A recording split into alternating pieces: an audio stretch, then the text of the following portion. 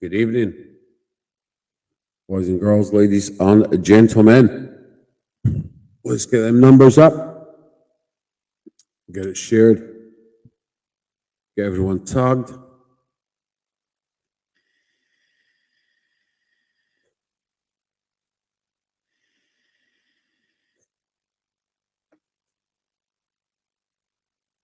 Because tonight we have an interview. It'll make you smile and it'll make you rock you to your ass.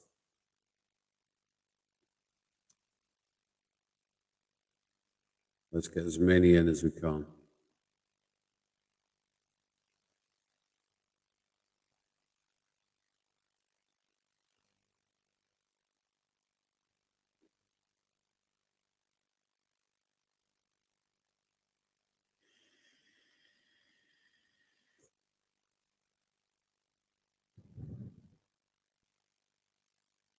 Might help if I get myself set up as well. It's being shared all over there. Can you share it in the e-liquid samples, please? Okay.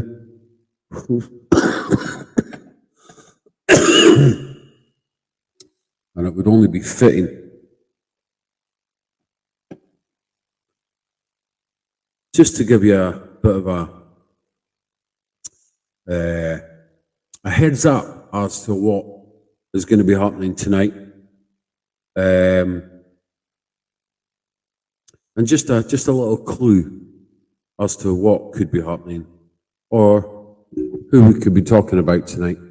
Some of you probably already know, but I'd like to see if you can guess, starting with this.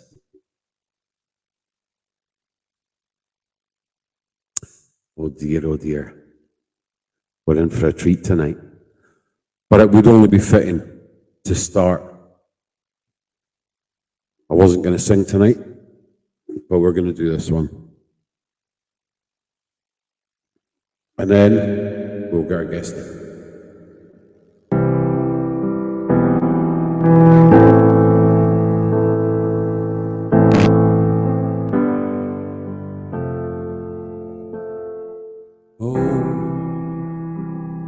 Before they turn off all the lights, I won't read you your wrongs or your rights.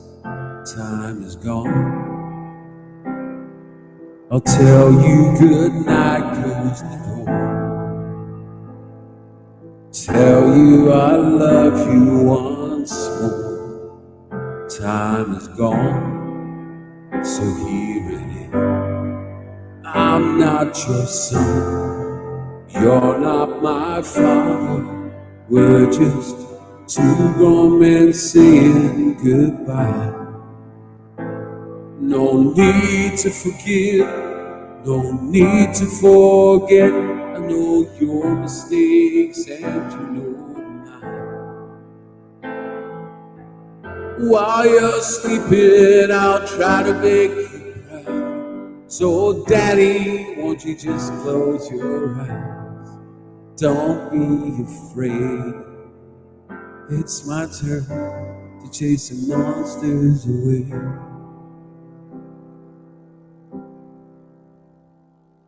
Oh,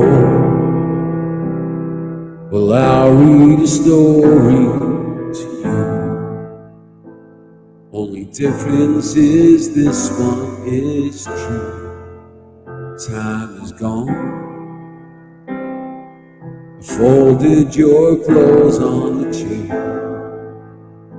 I hope you sleep well. Don't be scared. Time is gone. So here it is. I'm not your son. You're not my father. We're just two grown men saying goodbye. No need to forgive, no need to forget. I know your mistake, you know mine.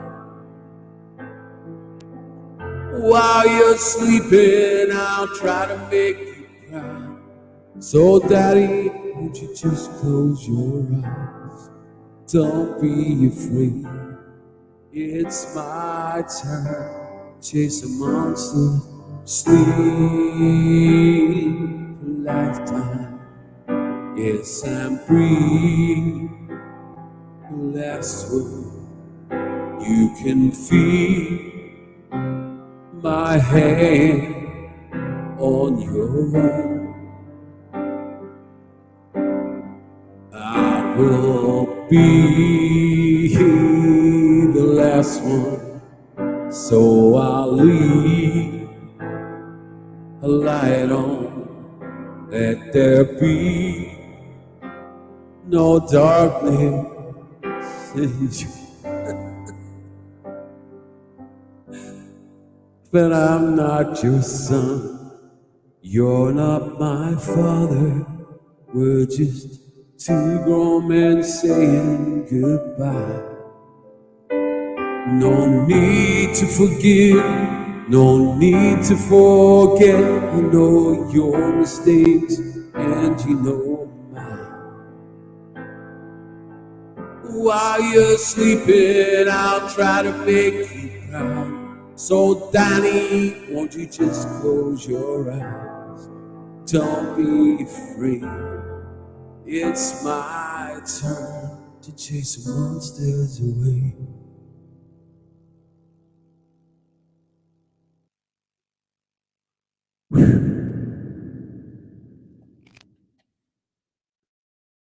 Okay. So, we're going to get on with this one.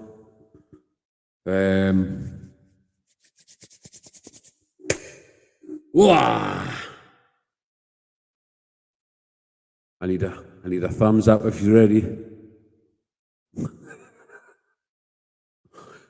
So, can anyone guess who this is? This beautiful, looks like he's got some sort of serum on his head or something, fuck knows.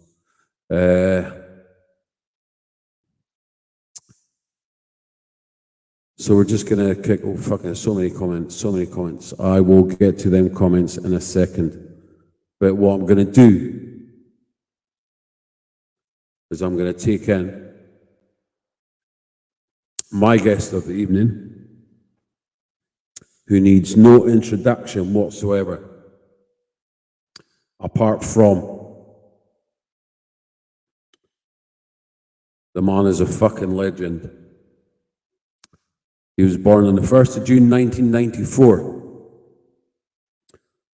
which I believe would make him 31.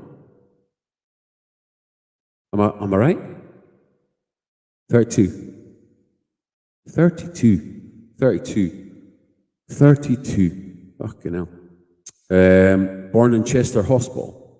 Grew up in Ellesmere Port. Lived in the Bronx. Lived off beans. But we're going to hear it all in a minute. Huh? Echo. What? She's making faces at me, but I don't know what she's saying.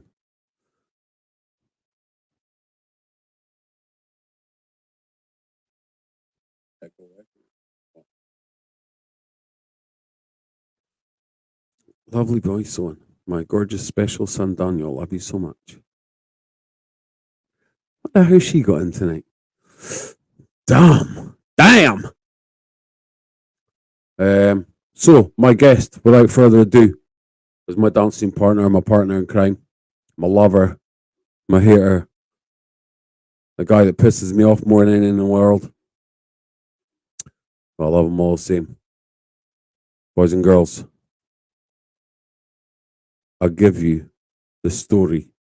I'll give you the man. I'll give you the legacy of this man. Evening. You've all got my age wrong, like every single one of you. So we've got in here Mark Hartfield, how you doing? Michael Inman, how you doing? James Morton, how you doing? my beautiful wife. How you doing? Ronnie O'Keefe. How you doing? Deke, how's it going? Terry Ann, how you doing? 34 now. Oh, so cold. Who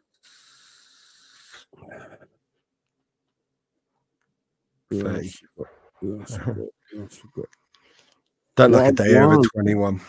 Mick What is in the room as well. Stephen Murray, how you doing? Oi, oi, Savoy. Evening. That's Gaz. Let's go, Big Willie. Gaz, how you doing? Rainbow drops. Jeez, there's so many. We're at 17, guys. Keep it going. Let's get as many in as possible. So, Don, Yo. we start as we always start.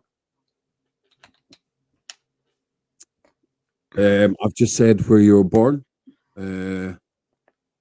What was life like as a little kid for somebody like this?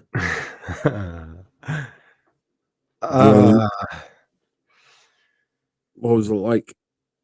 Do you know what? As a kid, I'll hold my hands up. I was a naughty little shit. Things don't change. Went to Brookside Primary School. Parents called in most days. I just couldn't focus.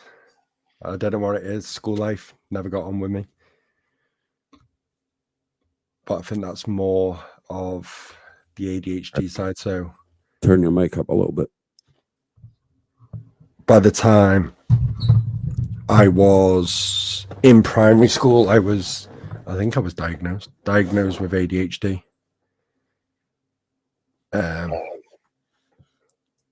So I lasted till halfway through year 6 in primary school. Evening Shelley. And then I got excluded. They put it down as excluded, not expelled, till Did she just call me one? till the end of year 6. Ellesmere Port, it's an all right town. Not much to do.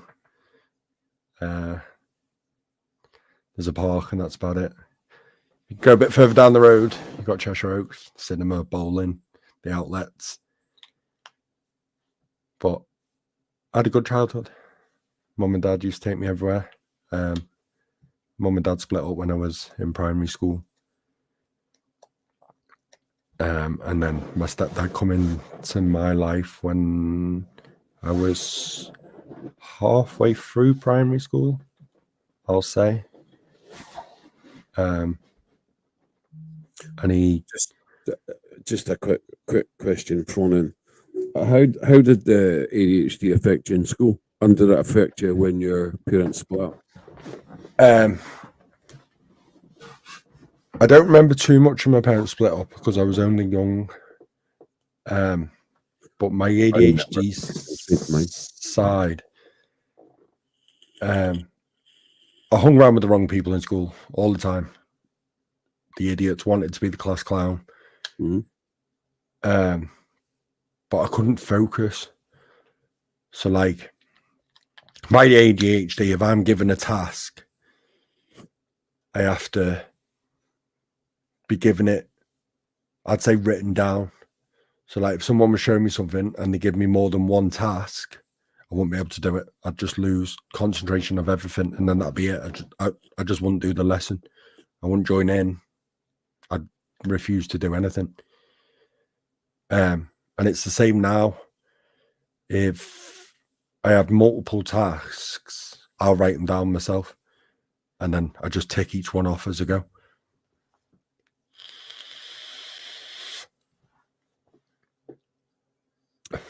So, what did you leave school early? Did you? So primary school, I was in till year 6 halfway, and then left halfway through. They excluded me till the end, and I then went to a mainstream high school, Sutton High School it was called. And then while the high school I went to, they promised me everything. They promised me they'd have stuff for like ADHD, they'd have a room if I needed to go out and cool myself off. But unfortunately, when I started school, there was nothing there. There was nothing in place. So I'd roam the corridors. I'd be a dick, basically be a dickhead in class. Just wouldn't do the work. And I got expelled from Sutton High School halfway through year 7. When I left there, I was at home. I got home tutored, so I used to have someone that come out to take me to like a library, and I'd do work there. Liverpool 3-1. So they'd take me to the library. They'd have like all the maths, English books. Then obviously you've got all the books in the library. And I used to do work there. And then I got referred to a specialist school for people with like behavior problems and like ADHD and stuff like that. But I didn't cope well in there. So that was, the teachers in there are allowed to like restrain you. If you're in a fight or out of control in class, they're allowed to restrain you, remove you. But that was just, it was too much. There was so much happening. Like the teachers, like in woodwork, because it's a specialist school, there was kids with like anger problems. There was teachers like in woodwork being held to the wall with like freaking saws and stuff against them by kids. And I used to hang around with the idiots in there. And I spent half my time titting around or being on the roof of the school. Mum and dad used to come in. They used to get phone calls all the time. Can you come pick him up? He's outside again. He's on the roof. He's not doing his work.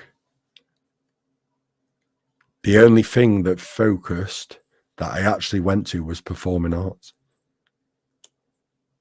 So I'd done a GCSE for performing arts. Performing arts. Performing arts.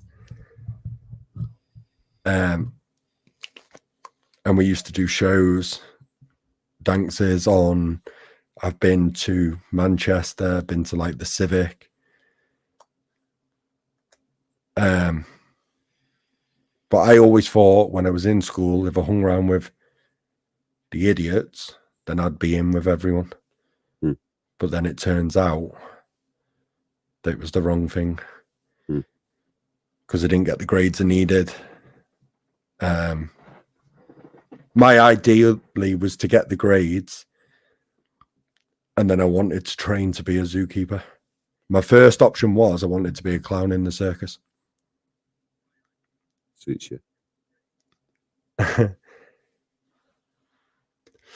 And that was my main job that I wanted to do. I always used to say to my mum and dad, I'm going to be in the circus. I'm going to travel everywhere. I'll be the clown. And then obviously that's in my head. So I act like a clown in school. And then as I got a bit older, my dad paid for me, when I left school, paid for me to go to, I think it was Reese Heath College. And I kept hanging around with the people from school, out of school.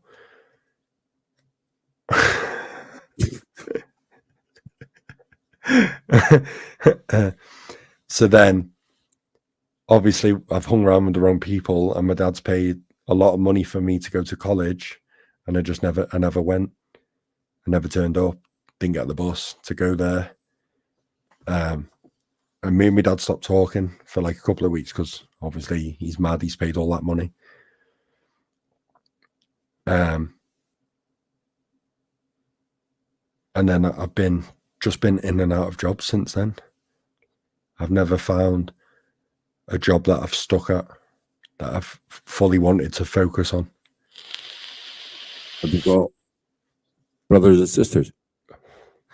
I've got 2 brothers, 1 sister. So a younger brother, a younger sister, and an older brother. My older brother lives in Neston, up the road from me, only about 10 minutes. And my younger sister and brother live with my mum. But my younger brother I do a lot with. So like he's passed his driving test and we go to like the football and we'll go days out and stuff. So at the time that I've known you for, tried to work out earlier, I think 8 or 9 years. Yeah. And a lot's changed in your life since then, obviously. We'll come back to stuff as we do. We go back and forward. But the vaping thing. What got you into the vaping thing all them years ago? So I started vaping when I was 21.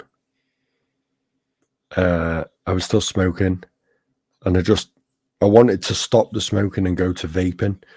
So I walked into a vape shop, got a vape. Didn't last on that.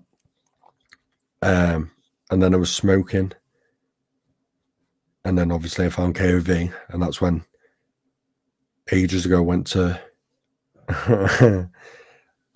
to full vaping when I started getting doing the lives with KOV. And when I got Tina full time when she was 4, so we'll get on to that. 4 or 5 years ago is when I quit smoking. And I went to full vaping. So you disappeared for quite a few years from vaping, from online.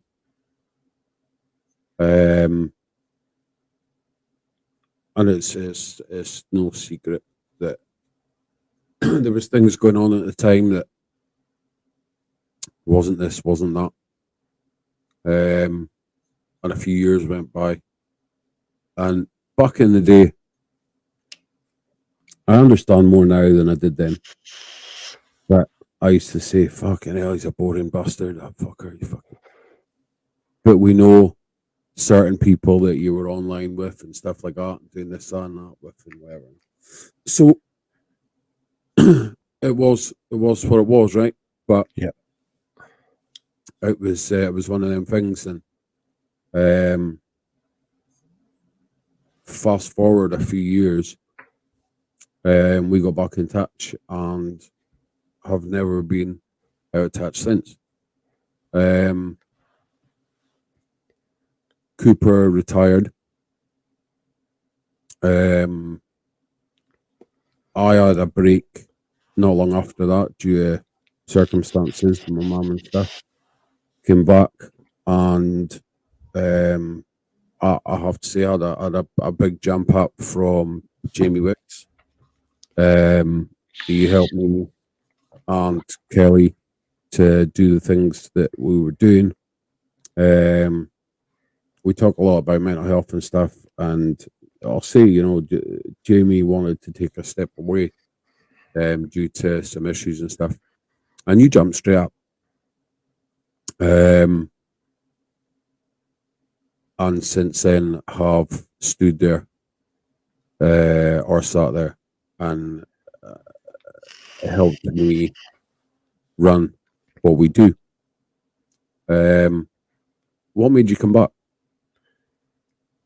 I think no, just no.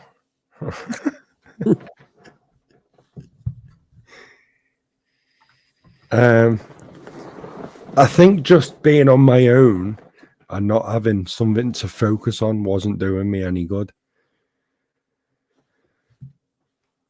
I'm blowing bubbles. So my mental health from, I would say, the age of my G The age of I split up with Tina's mum at the age of 22, 23, I think it was. So hang on. So how old were you when Tina was born? 21. And what was the situation between then and when you had her full time? So I lived with Tina's mum. We had a 2-bed flat in Ellesmere Port. Hmm. Things were really good for years. I was with Tina's mum since I was the age of 18, 21. So it's 23, 24. I split up with Tina's mum. Things just didn't work out. She wanted to see someone else. When we split up with Tina's mum, I left her with the flat. She had full custody of Tina at the time. I went and got a job in a pub in the kitchen full time. But then it all hit me. Because once I signed the flat over, 2 weeks later, my mum gave the flat up and moved to Chester. Mhm. So I lost the flat. I was sofa surfing for 6 months. And then I moved back in with my mum. She was there when I had a mental breakdown. And I think the mental breakdown the thing that caused the mental breakdown was that I lost full custody of Tina. I lost the place I was living. And then after I had a breakdown, I lost my full-time job. So when I was living with my mum, I had nothing. I had no money.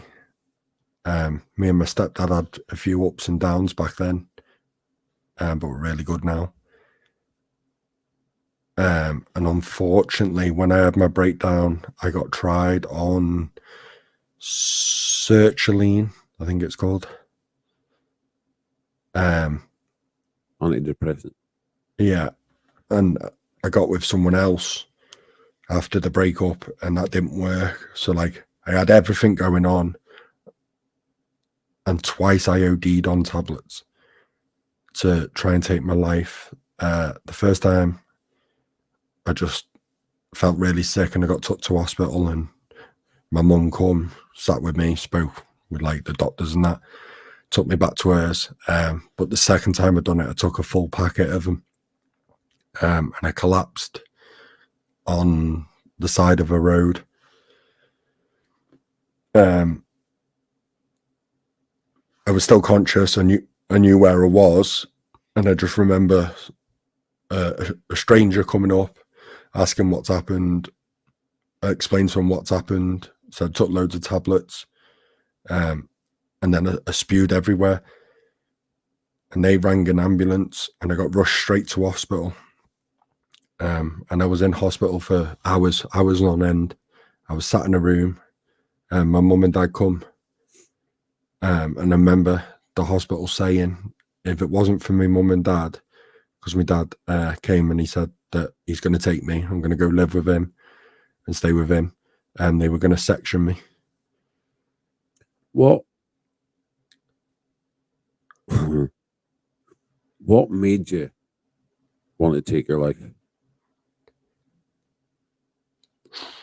I think it was the fact of losing everything.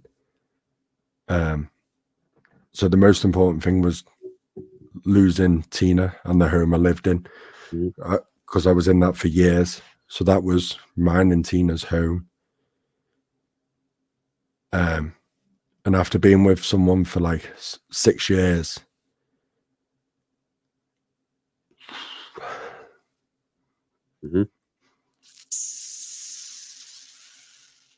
Take a breath.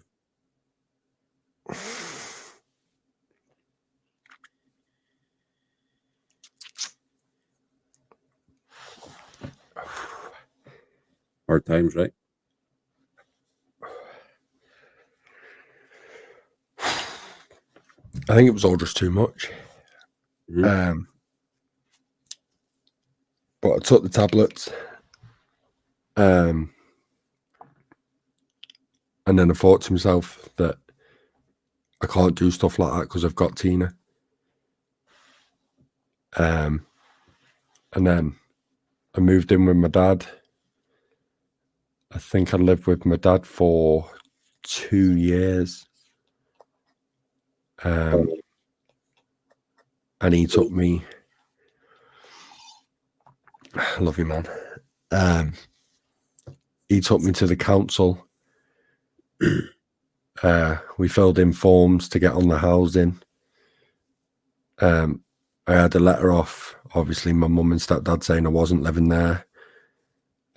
My dad's house was owned by his brother, so he wrote me a letter to say that I'm sofa surfing there, and the council put me down as homeless.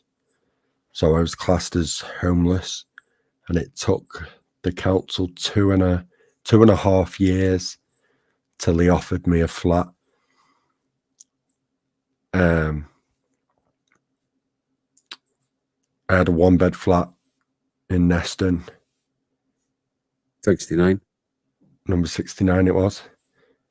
I remember everything. I moved in, like, it was a basic flat. There was wallpaper all scattered everywhere. There was pieces off. I stripped it all. And then when I stripped all the wallpaper, I found out every wall in the front room was cracked. I remember seeing all the pictures. So the council had to come out and like smash down every room. And then that's when I got a phone call off Tina's mum. So I used to have Tina every Tuesday. So this happened when you were right in the middle of the shit. Yeah. So while my flat was all completely, the front room was smashed. There's just shit everywhere. I used to have Tina every Tuesday from 12 till 6. I used to take her back for 5:30, 6. And she used to cry every time I took her home.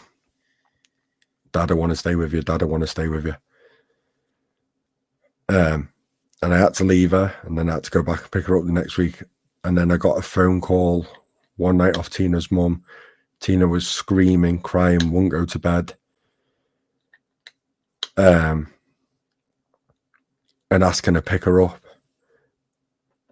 And I remember picking her up. I picked her up at 9 o'clock. I had nothing. I had no food or nothing in. And I brought her to mine, and she had some toast. And she had the bedroom, and I was on the couch. And I remember waking up at 2 o'clock in the morning, and I could hear rustling in the kitchen. And it was Tina. She was in the fridge eating butter because I had nothing. She was trying to eat frozen pasta. So I got her at the age of, she's 9 this year. So I got her at the age of 4. So I was in a 1-bed flat, completely smashed up. The council was still working.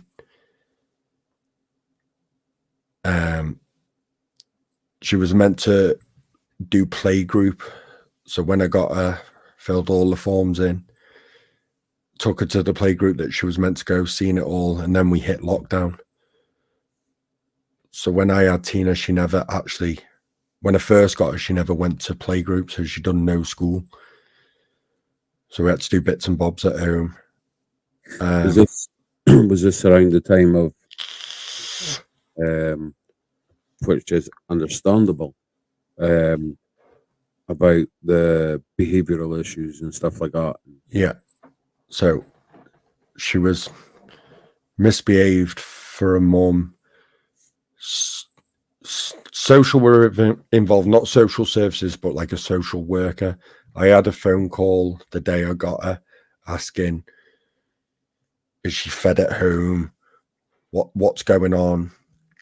Because Tina got reported by nursery, because when she was with her mum, she went to nursery, and they said she was too skinny and her hair was smelly.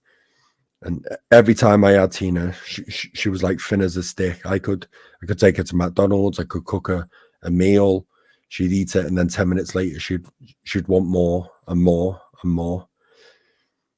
She was trying sneak food.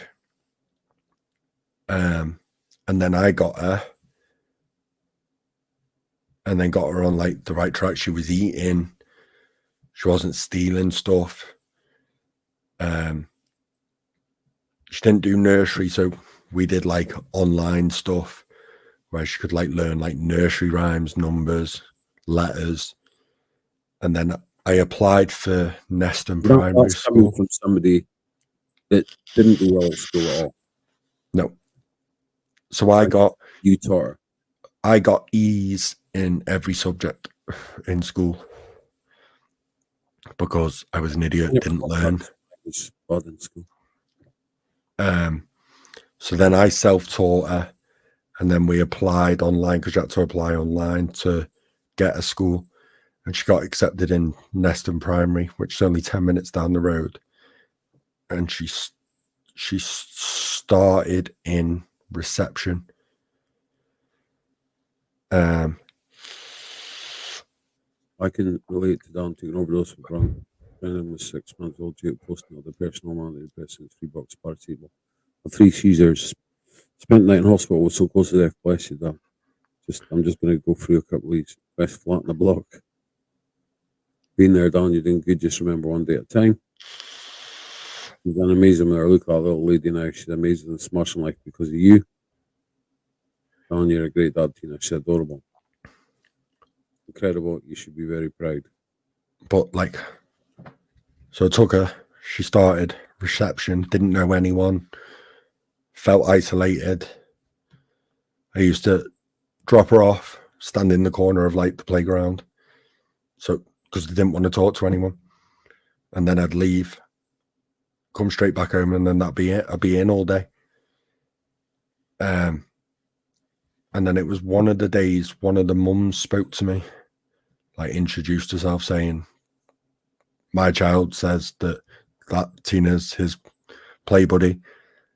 And like, we used to have an online thing where when they were in reception, the work they did, and like if they're playing in the sand and the water, they upload it onto a site, the school site, and you can go on and view it and see what they're doing.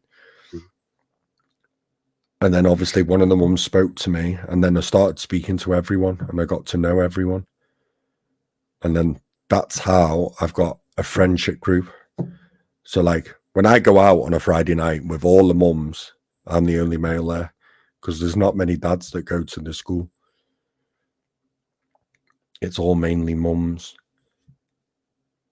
And then I got a job in Tina's school. Is that, So where this happened? Don't you want me?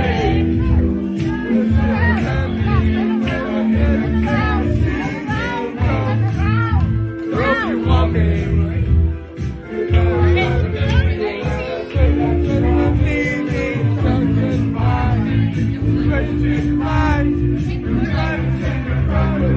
Don't be sorry. Don't you want me, baby?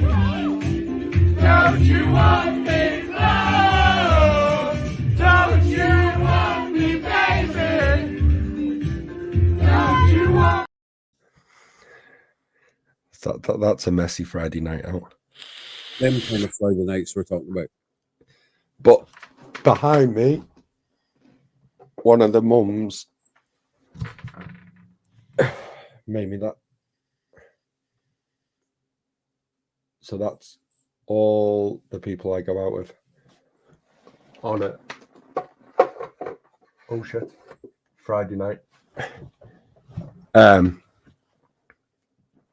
So then I got a job in Tina's school, and I was working in the kitchen.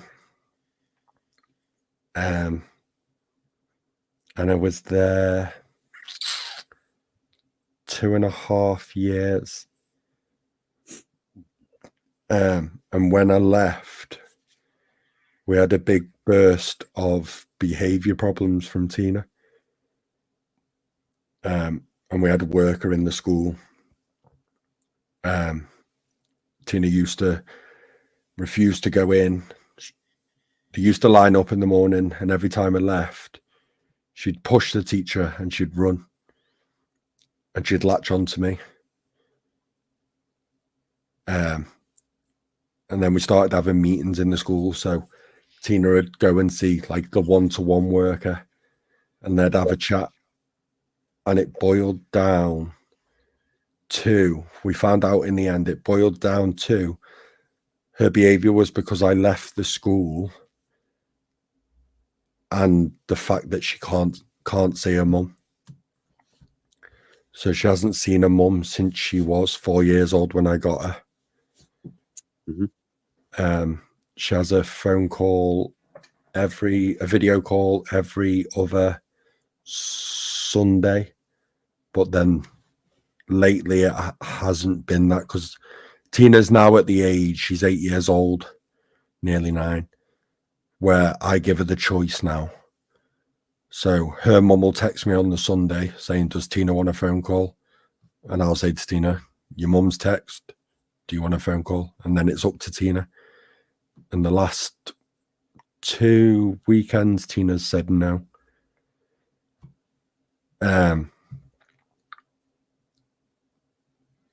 So when I left Neston School, I moved. I was still with the same company. Oh, Mum, don't.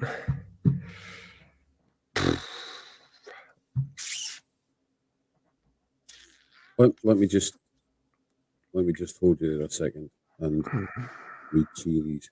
Incredible dad, my sperm donor has a chance to have his kids and chooses not to. Don't know how any parent cannot see his children. I haven't gone a day without seeing them since the day they were born. Even when I left their dad, I still had my kids there in my world.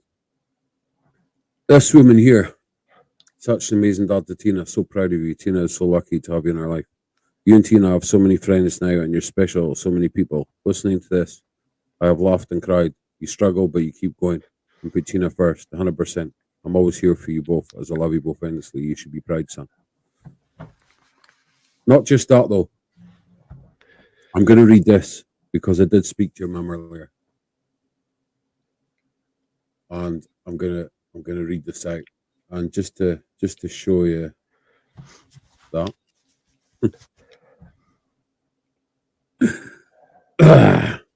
I'm going to read exactly as it came into me. All right. I'd first like to thank you for being an amazing friend to my son. I appreciate all you do. I'd like to say how proud of my son I am. He amazes me on how he never gives up. Even through struggles, he carries on. He really has stepped up as a dad, and he is doing so well. I love Dan with all my heart, forever and always. One of my pride and joys. Always will have his back and be there for him. Tina thinks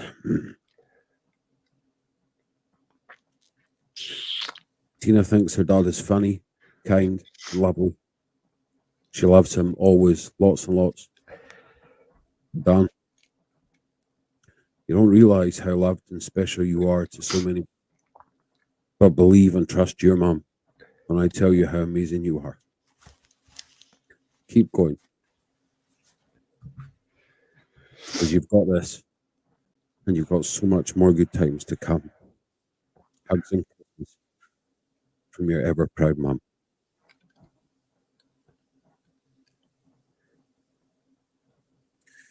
And before you carry on, it's not just her. Sit back. Watch this. You have before, could look in the eye. You're just like an angel. Your skin makes me cry. You float like a feather in the beautiful world. I wish I was special. so fucking special, but I'm a creep. I'm a waiter. What the hell I'm doing here? I don't belong here. I don't carry a fight. I won't have control. I want perfect body. I want perfect soul. I want you to notice when I'm not around. You're so fucking special. I will send you it so you can read. There's messages from so many from Facebook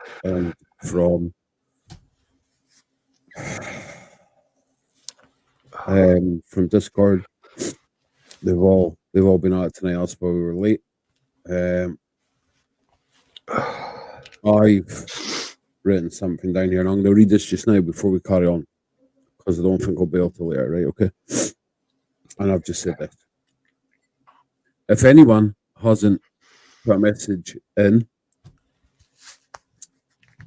your thoughts and your love in the comments, and we'll read them all out in a minute.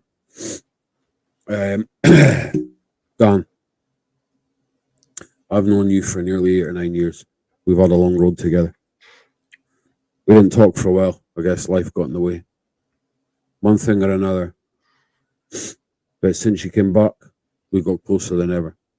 We talk every day. You're one of the best friends I have. Only a couple check on how I am on a daily basis. And myself and my family go through the unthinkable.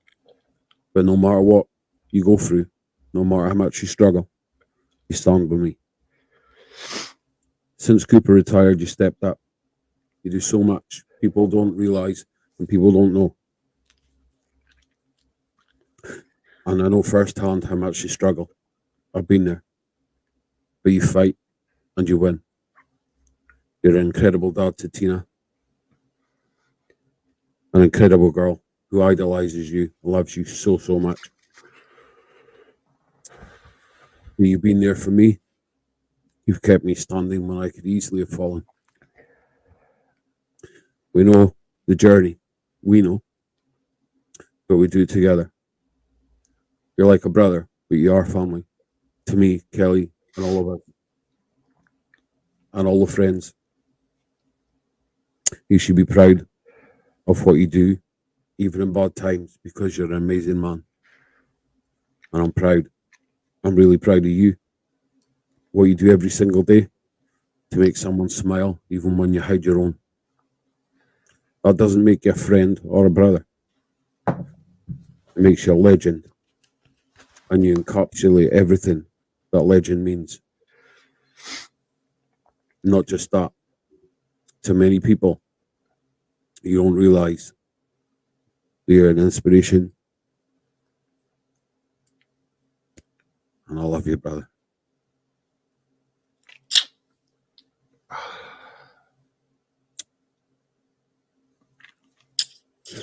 You're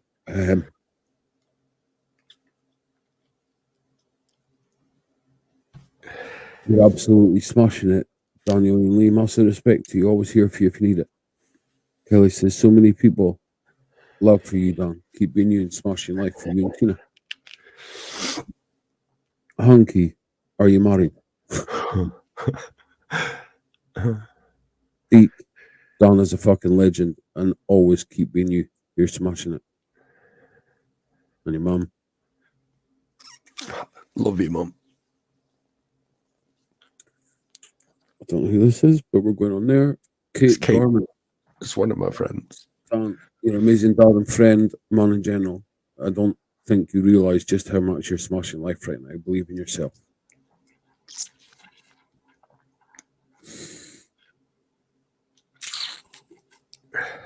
So,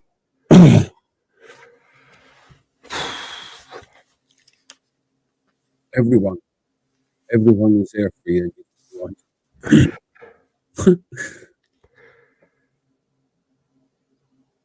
There's so many stories that can be told.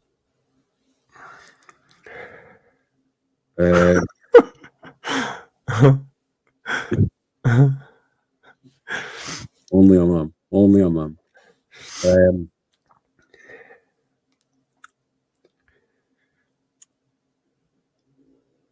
So we're gonna go a little bit deep, right? And you take us where you want. Yeah. Because I know you like it deep.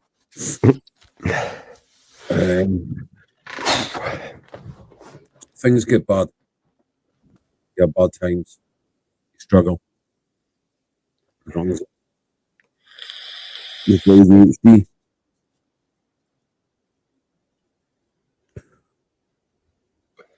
How bad does things get for Donny?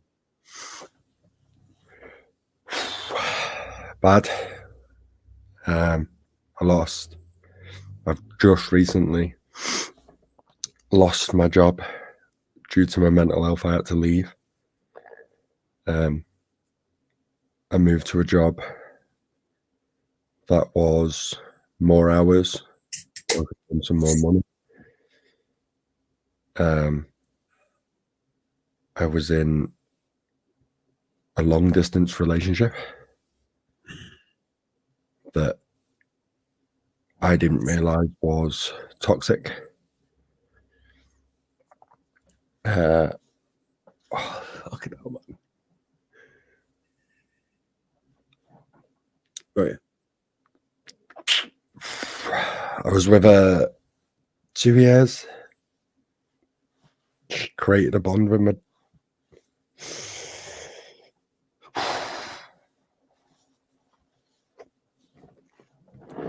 She created a bond with my child.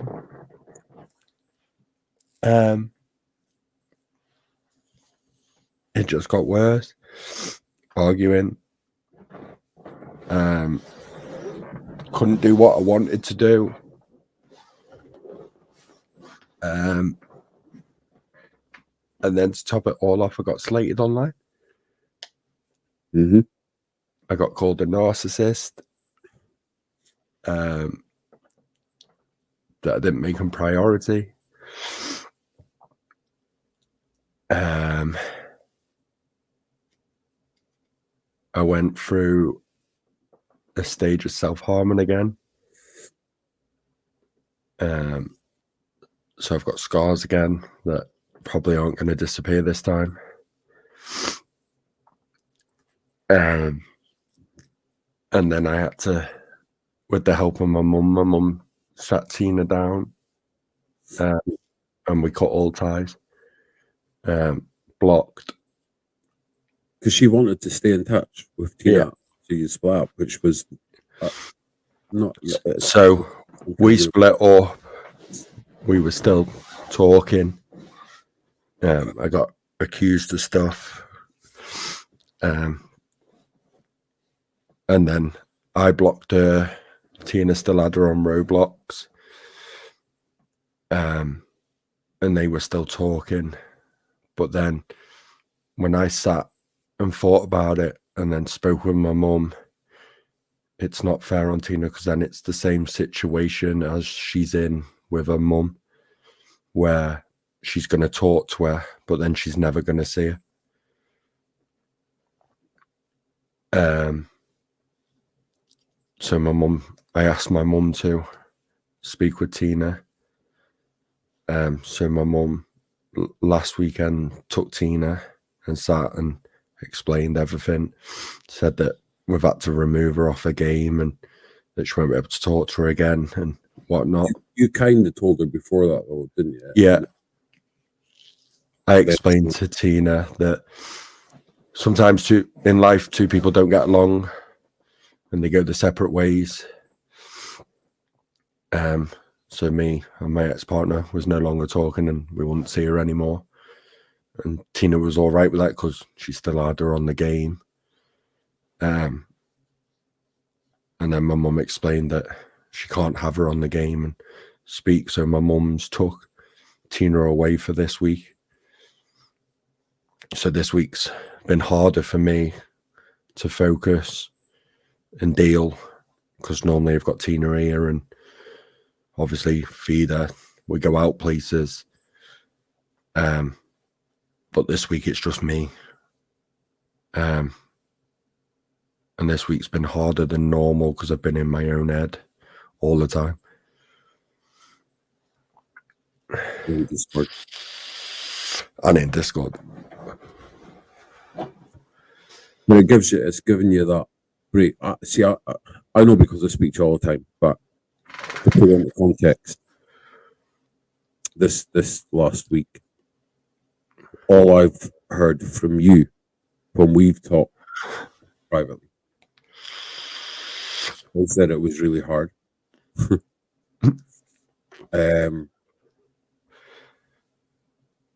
But even though it's a break for you,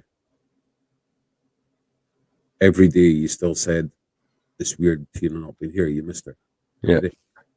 I'm used to her being, like the other morning, it was like 10 o'clock. I woke up and I'm shouting, Tina, Tina, Tina, time to get up. And then I realised she's not here. And it gives me my space, and it's my time away. And my mum's always there.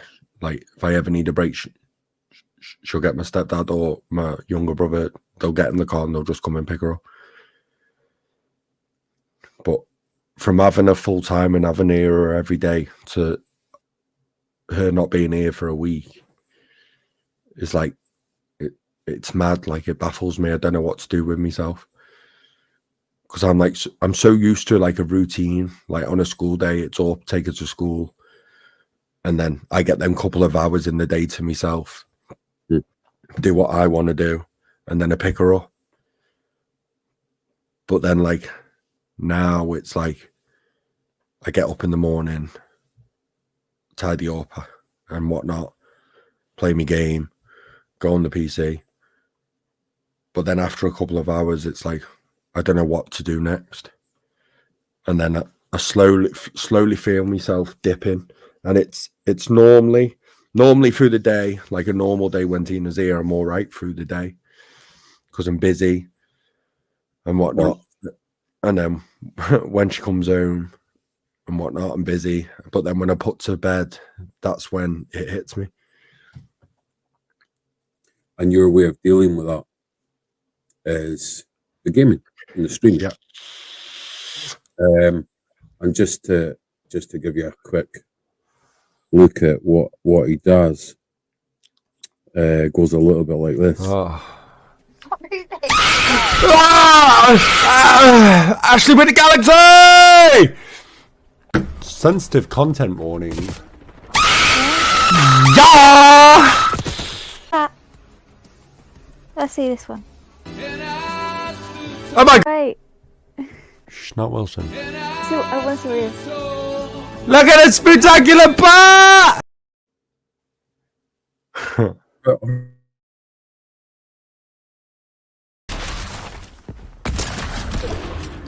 He's shooting the bush like crazy. Just again.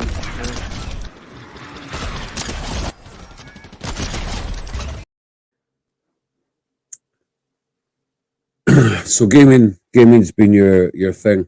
We had many conversations about the gaming, and I can't take any credit for what you do because I think it's awesome. And there's more and more people all the time. The other day was crazy. There was like 350 people followed, and like last 2 days has been insane. Like today, we were playing games with followers, so anyone that followed the stream could join in, and it was just going nuts again. And when you're on the screen, when you do your thing, when you're not doing what we do, when you're doing your streaming and stuff, it takes you away to another place, right? Yeah. I Yeah. zone out. I forget everything. I've got a good group in the Discord, Mhm. and we're in there most days, and we all just sit and talk and have a laugh. And we sit there till silly o'clock at night, just chatting. Yeah. Just Like chatting. last night we were up till 2 o'clock. I was fell asleep. I know we heard you snoring. Cheers for that. But people see on the screen, right? They see what we do. They see us having a laugh. They watch you on your streams doing your gaming. But aside from that, what people don't know, and what I do know, and I can understand, you also suffer from panic attacks. Yeah. That was How one of does that affect you?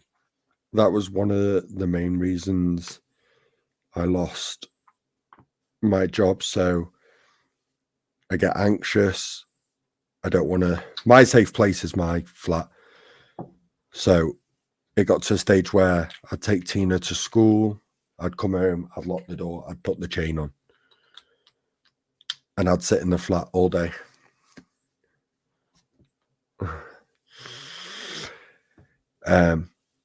And then, for instance, last Just night. while you're going, these are messages that people didn't get in time but wanted to make sure they put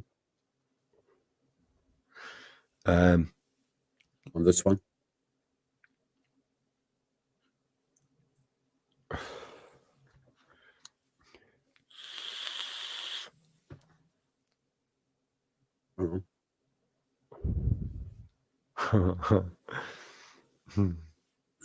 I don't think you realize how much people love you. Like, I really don't think you realize. It's not a bad thing to have an escape to focus on your mind if it helps, even in a small way, what you do to be the awesome person you are. No one knows what goes on in your head and heart, only yourself. So what's it like? So when I'm in my own head, I think everything's my fault.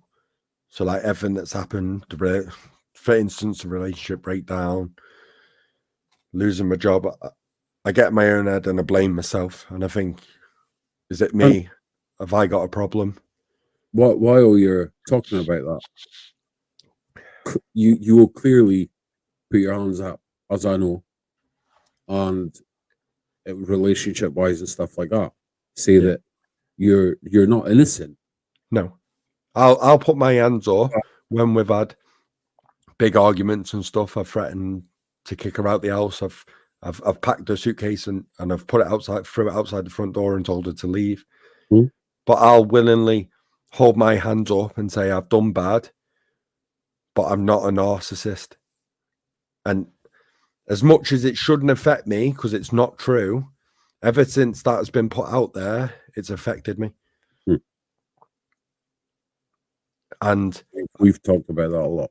I've done so much. It's been a week and a half now since I haven't self-harmed. So my way of getting rid of the pain is to just go in the kitchen, pick up a knife, and cut myself silly till I bleed. And then when I see that blood coming out, as sick as it sounds, and it's gushing out, it releases me. But then, once all that's done and that release is gone, for a couple of minutes later, I regret doing it.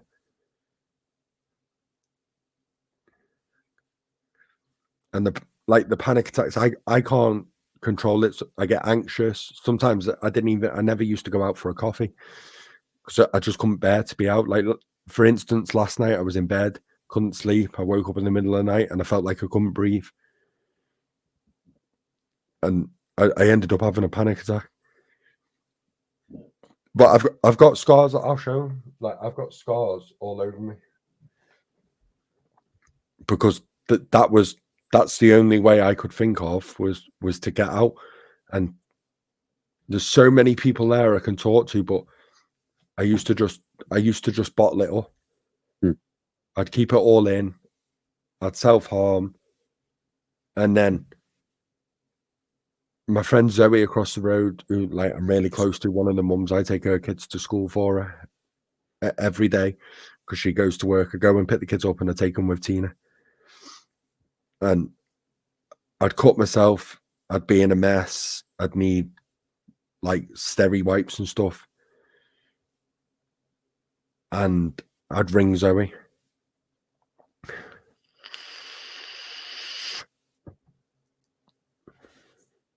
Hanky, we've been there, man. We've been there many years ago.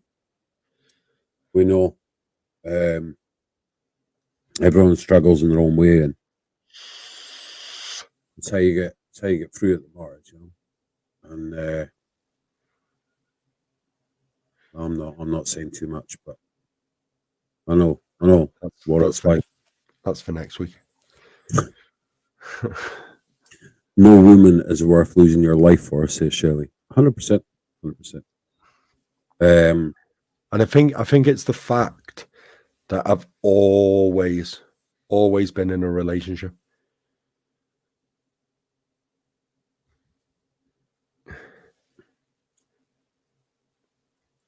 But what you've realised, or I think you're realising, is that you've got the friends around you.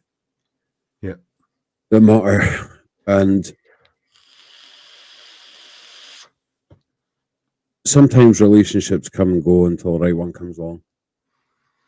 And as I've said to you loads of times, the right one comes along when you don't expect it.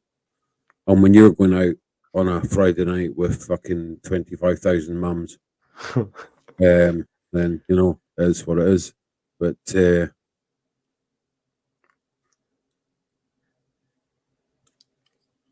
I think you know that you don't have to be in a relationship to be happy. Yeah, and I've realised that now. You've got to love yourself and be happy to be in a relationship that you can make somebody else happy. Like now, I've come out of one. I can see myself slowly getting back to the person I was.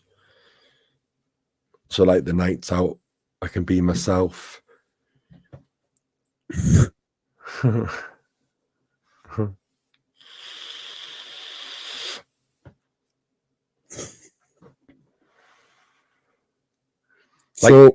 Like for instance, I'm going out tomorrow as well. So you're going to be hanging out your ass on Friday and Saturday. Yeah. It's Halloween. I had Do a you know phone what? call from one of the mums saying, do you want to go out? But you're going out and you didn't. No. Going out with friends and you're having a good time, as we've seen in the video. Nikki Beddoes, how you doing? Don't know who you are, but hello. You'll meet the one, Dan. I know you will. Take time out for yourself, Dan. And he does. Back off, Kelly is my girl. Just guys, I will fucking block your ass. He did put a message in that video. I don't know if you've seen it or not. I've seen some, yeah. I couldn't fucking see because I was crying my eyes out. And I will put it again, don't even fucking start on that. So what's the plan? What's the plan for Tina? What's the plan for the streaming?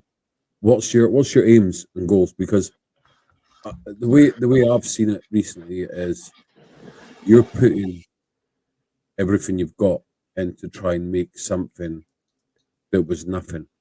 So the plan for me and Tina is we're in a 2-bed flat, not ideally where we are. We've got an idiot neighbour downstairs that the police are here all the time. We're back on the council now, and we're trying to get a 2-bed house so Tina has her own garden and her own space. I try and do as much as I can with Tina, as much as the anxiety and the depression kicks me arse, we'll still go out, and we'll go places like the beach. The beach is my getaway. Any beach, I could happily sit on a beach for hours. I've got to tag this on because I'm going to slap him right in the fucking mouth.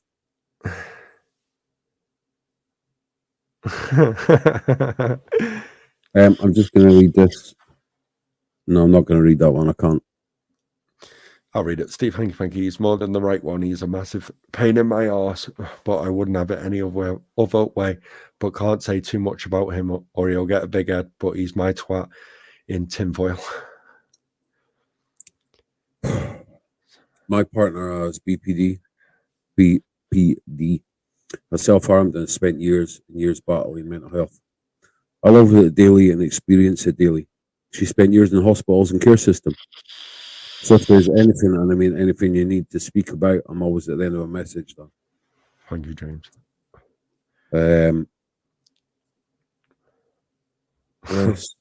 Where's her? Won't happen with Owen. See if he says that fucking name again. Oops, it's my keyboard. Steve Hunk, don't mention the hairline. Well, tag that one. Don't mention it. My hair's growing. My hair's growing. It's growing.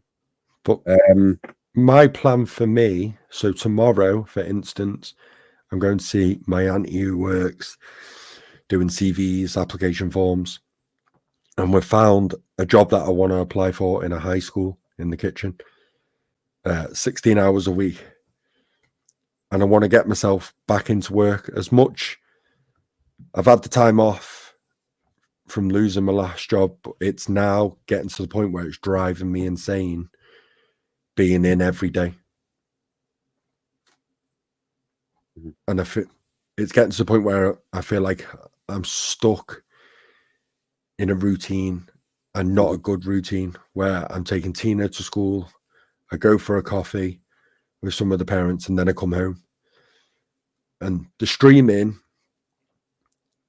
if I can get a job, I want to do the streaming of an evening, and I want to build like a community where like we can all just play games together, like we have been. So, you're already doing.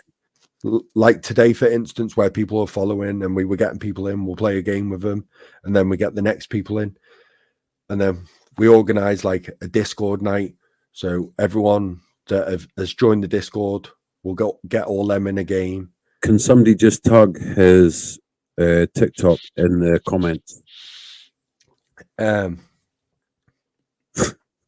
Is it not part time now? So we'll all rules about what's in the bag, as Wilson never talks about.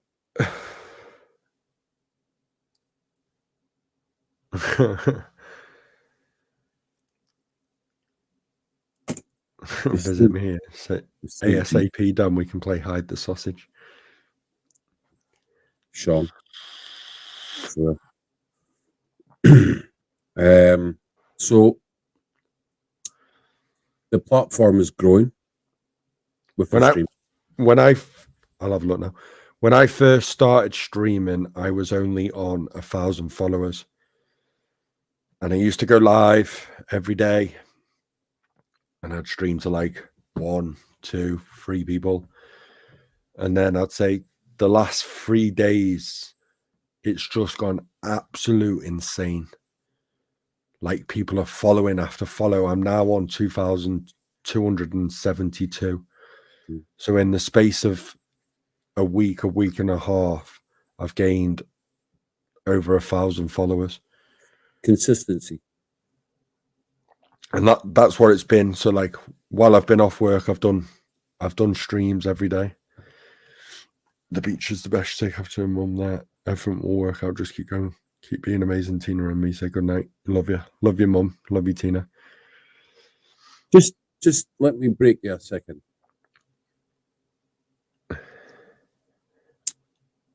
And be as open as honest as you want. I wish I could answer this question now, and I couldn't. But what does your mum mean to you? My mum.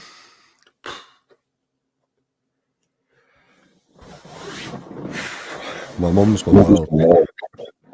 Like, my mum understands everything. Like, my mum has her own mental health issues going on, and my mum rings me every day, and she'll sit and talk to me, and she'll sit and talk to Tina. And if I ever struggle, if I ever need food, money, all I have to do is pick up the phone. If I was to ring her and to say, "Mum, I'm struggling, I just need a night on my own," she wouldn't hesitate. She'd be here within minutes, and she'd take Tina in the flash of her eye. And like, I've never opened up as much as I have now. My mum knows bits, but the last couple of weeks after coming out of a relationship, and while I was struggling in it, I've sat down on the phone or in person and I've spoke with my mum. And like, she'll just sit there and she'll listen. And she just understands everything I say. See you later, Hatman. And I love my mum to bits. Like, I don't know where I'd be without my mum. She's been pretty solid, man. I messaged her earlier because I'm used to getting pictures of her and stuff. And no, I messaged her earlier, and within minutes, she had messaged me, and I said, "If you want to say something," and that's when she wrote that message. And it's funny because she sent the message. Did she heart her own message? Because she love reacts her own Facebook posts. She no, she didn't. But she said just at the end of it, and I never put it on there. As soon as she sent the message, she said, "Sorry, Owen, if I rambled, but Dan is so special to me, and I am so proud of him. Thanks, son." With a smiley face. And then when she sent me the pictures, she says, "Hope Dan don't kill me."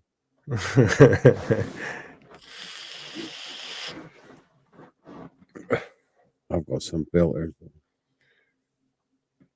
Like that one. It's my poor nan. So my nan, I can't remember how old my nan is, but my nan's housebound, so she can't leave. That'll be my picture to send you from now. And when I used to live in Ellesmere Port, I used to go to my nan's all the time, and like I clean all her back garden and everything for my nan. I love her to bits. See, I think just for talking, it's such a hard one tonight because it's so personal, man. It's hard. But what people don't realize is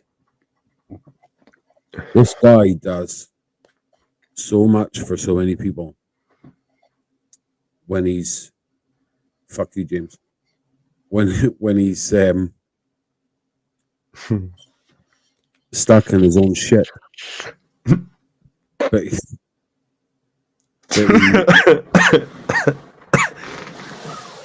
still finds a way. And this is the thing, Dan, that I don't think you even realize yourself. We'll know soon, because maybe I'll tell my story one day. But that's next week.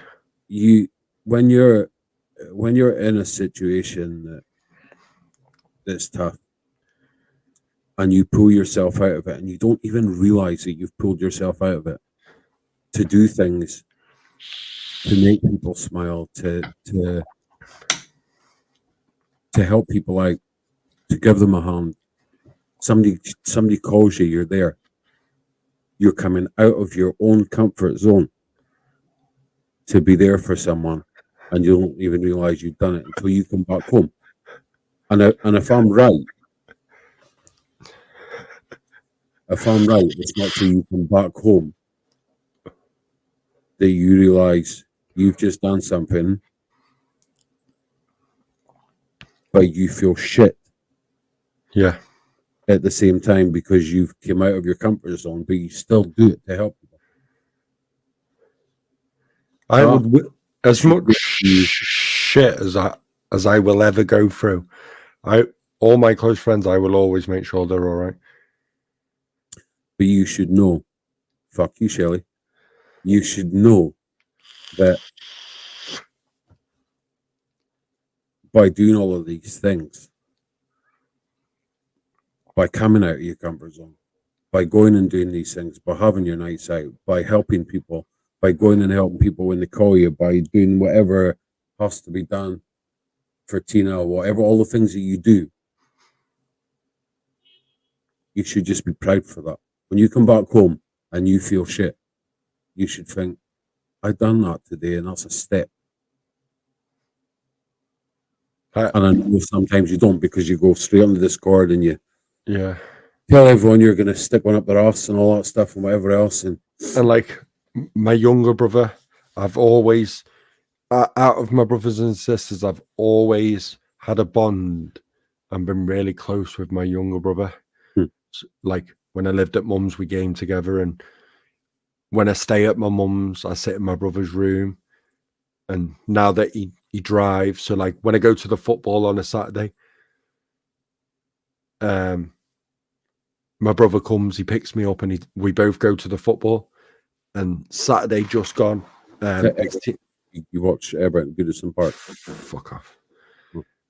The Saturday just gone. It's next week is Tina's birthday, and I said to my brother, I said, I need to go and get stuff. Do you want to come? And he picked me up and he drove me to Chester, and we went out. We went and got something to eat, and we just went round the shops, and we picked Tina's stuff up. Like bonfire night. Since I've had Tina since she was 4 years old, I've done fireworks every year for Tina's birthday. It's just an early birthday present. Because our birthday's a couple of days after bonfire night, isn't it? Or the day after. The day after, yeah. And like, even if I don't have the money, I'll go and do it. Like, now, I've spent £250 on fireworks, and it's for Tina because I know how much she enjoys it, and it's not just the fact of it's me and Tina. We have everyone come, so like all the mums come, my family come, and like everyone's just stood outside on the street, everyone's chatting, and it just takes everything away from me. But do you stop for a second and listen to yourself? No. Do you not realize just in the last minute of talking how much you're doing for other people?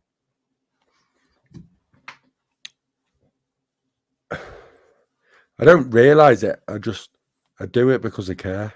And as much as shit and whatnot I go through, I want other people. I love it. You guys are so great. I want other people to enjoy it and be happy. Like one of the mums is my closest friend, and we talk all the time, and she knows like everything that I go through, and she messages me daily just to check in and see if Tina's all right. And like last week, Tina was full of cold and ill, and I wasn't at the school for like a whole week, and I got bombarded with like loads of messages, and everyone was just like, "We haven't seen you. Is everything all right?" That's another whole community. And so, like you've got that community. You've got the community with Discord, the community on here. Yeah, he hasn't mentioned that, but all these communities are around you. What's your biggest fear?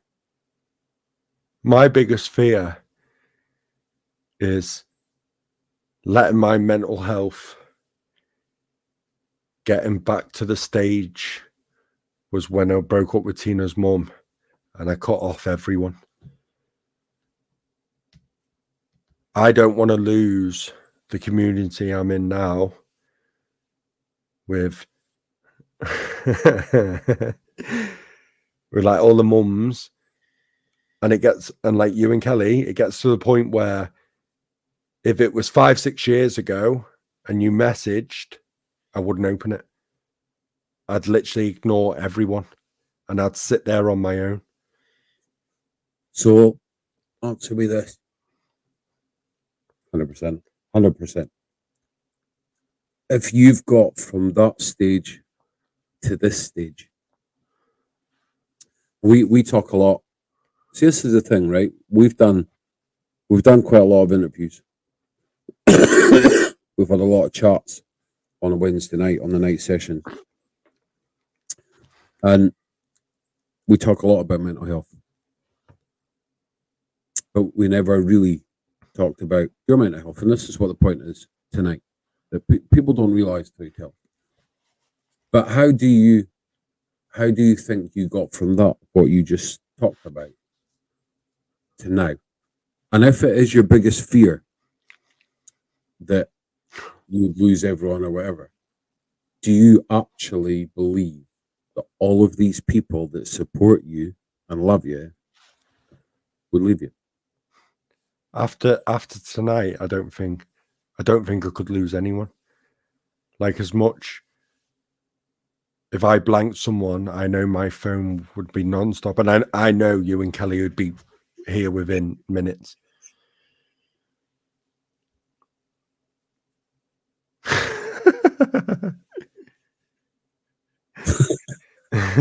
Fucking brilliant. He's got a scooter he can sell you. And I can say the main people that got me from where I was to where I am now is you, Kelly, and my mum.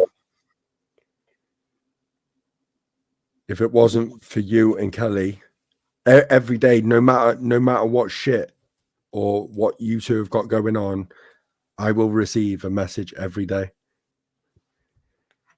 Every single day. Do you know what, though? I don't think it is just that. I think a lot of credit has got to go to our KLB family and community. Because what we've done, from what I can see, we used to have 100 people in alive, and do you know what? What I've come to realize, as well as streaming, it doesn't matter about the numbers. It matters who's in there. And as you can see tonight, it's the community that are in there. The likes of James, Hatman, Broski, Shelley, Sean, Deke, Bellend, Hanky, you, Kelly. They're there every single live. So if you were an outsider looking in, just on a different topic,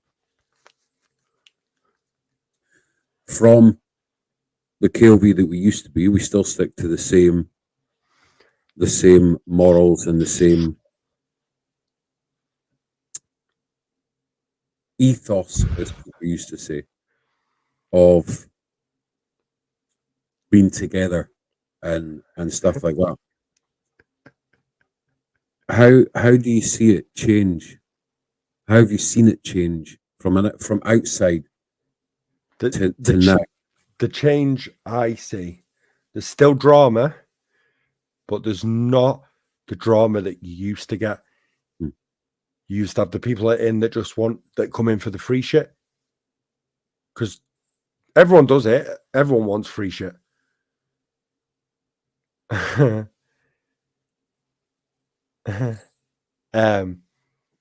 But now you can see the community you've got. Your mum's fucking awesome. You can see the people that come in every single live that like it, share it, and tag people, and that join in with everything you do.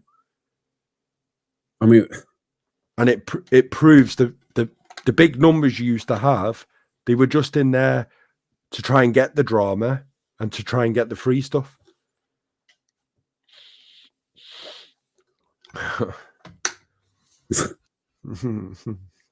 don't get me in trouble with her. I don't think I'd like to cross her, to be honest. And I can say, hand on heart, say there is nowhere else out there. Love you, man. Kingy, I love you, bro. You are another one. You fucking stay strong and you fight. There's a lot of people got mental health issues, and I'll tell you, in this chat, in our community, our KOB community, that's my duo right there. Kingy is my duo. there is nearly every single person has got some sort of mental health issues or problem. Nearly everybody that's in our community. And you know, the hardest part is opening up about it. I really wanted to do tonight because we're the, and Kelly as well, we're the faces of KLV now and what we do. And Terry-Ann as well is joined. She's going to do her own thing, but she's going to jump in and do some stuff with us as well, bingo and stuff like that, whatever. Because she wants to get back on the screens. She's a bit anxious about it, and we want to help her. And again, we've done a lot recently of going backwards a bit and speaking to people that we didn't speak to for a long time and trying to put wrongs right. Not necessarily ones that any of us made. But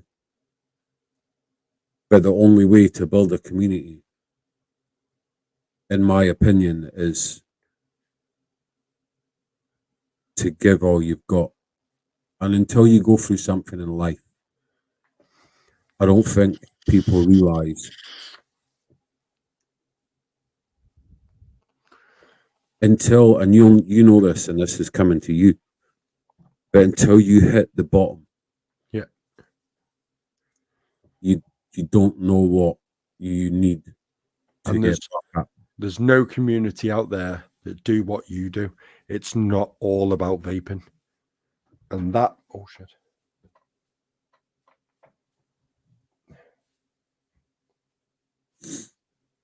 That's not just for me.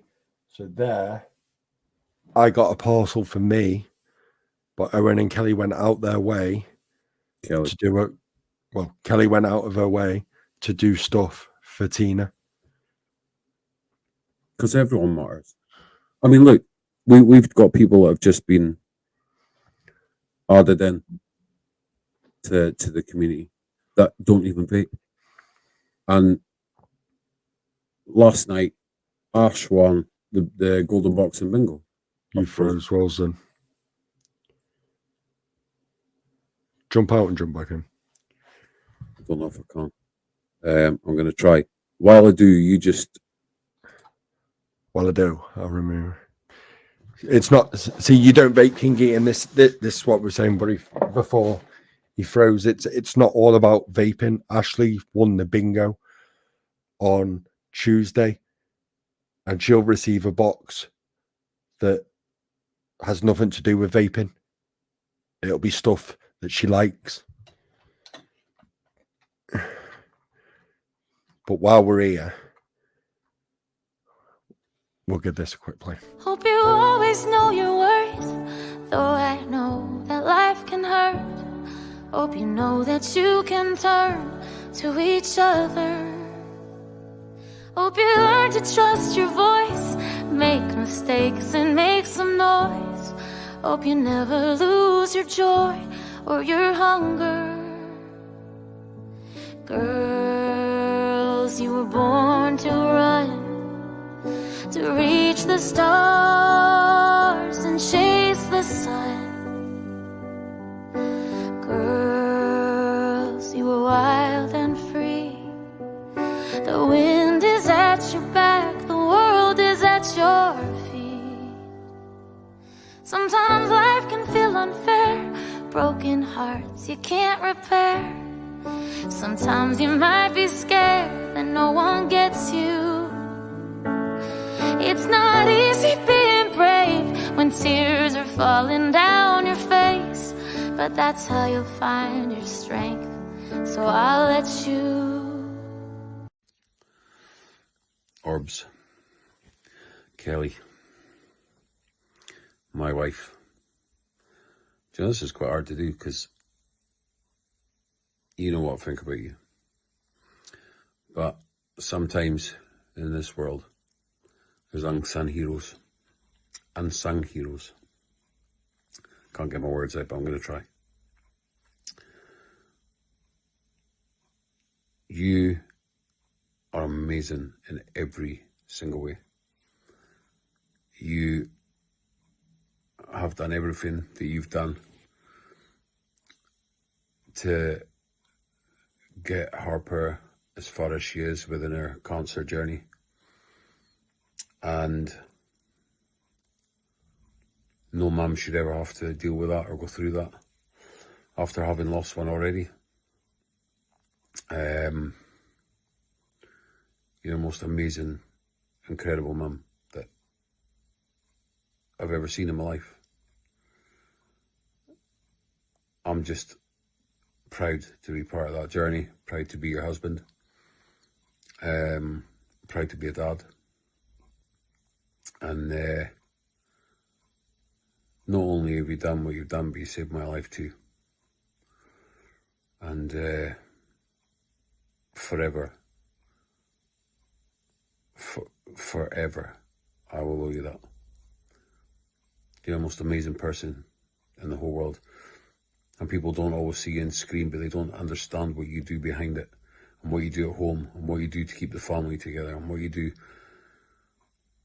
and the things that are taken for granted and people don't understand. And but you are you. I don't ever change that, because that's why I fell in love with you. You're the most amazing person I've ever known in my life, and I'm so lucky to have you. So enjoy this one, babe. I love you.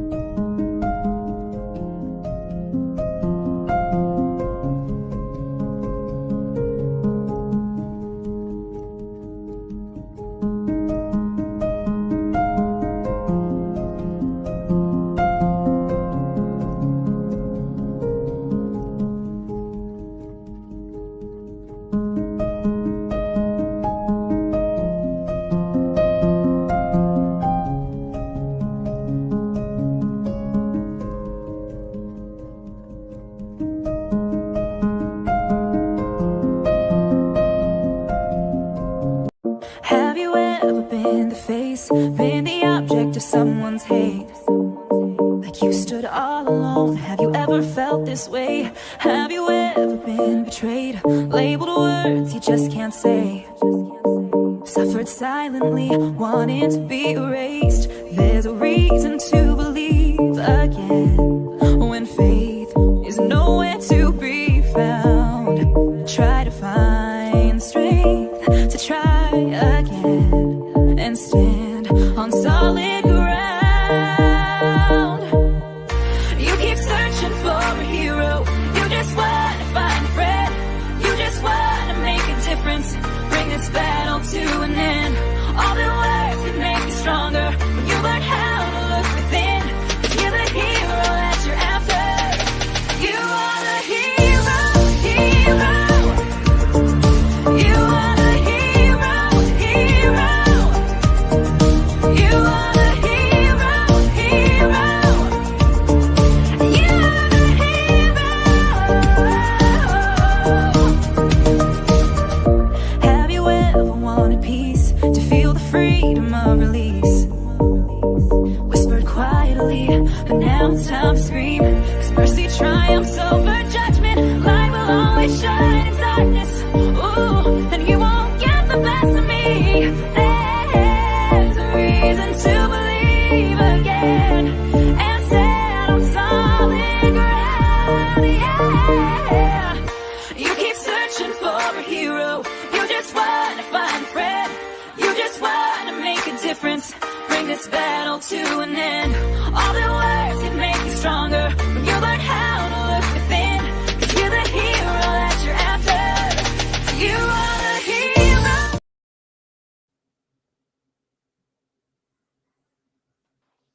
That was such a catfish picture.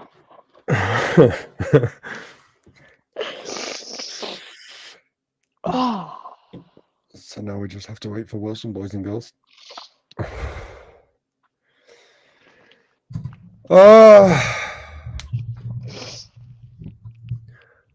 We've been live an hour and fucking 45 minutes and 20 minutes in, and I was already sobbing.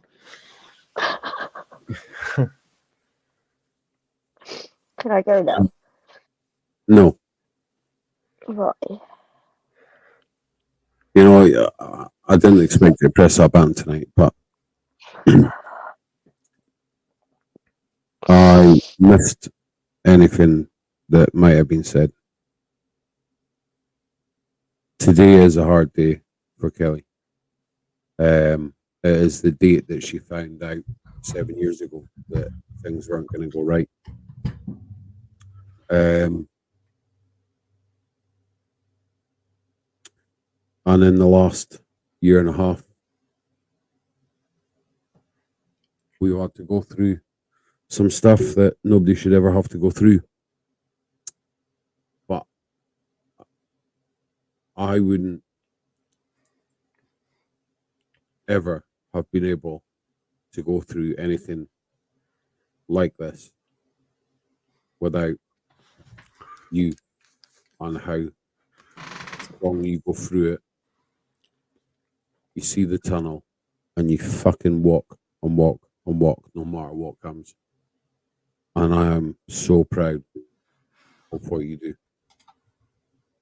Because nobody, and not just about that, but nobody should ever have to go through what you've gone through in life.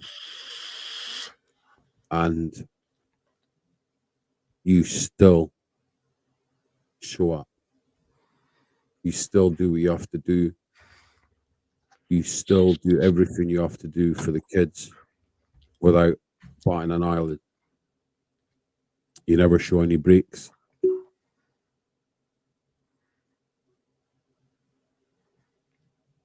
You're the strongest person I think I've ever known in my life.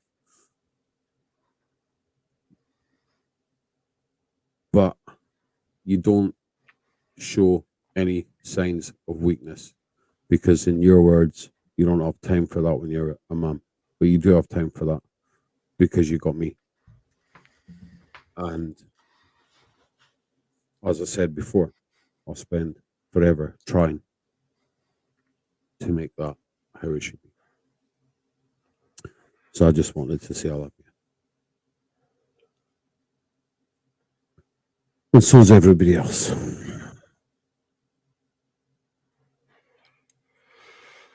You should be proud. CEO. Bro. G.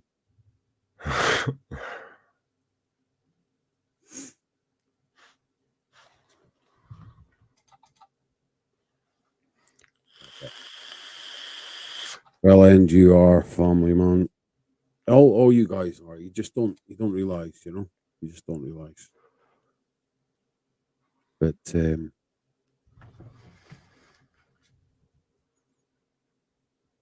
it's no secret that there's two sides to everything, and one is that we do everything we do for Harper's Fund. Everything that's raised is for Harper's Fund.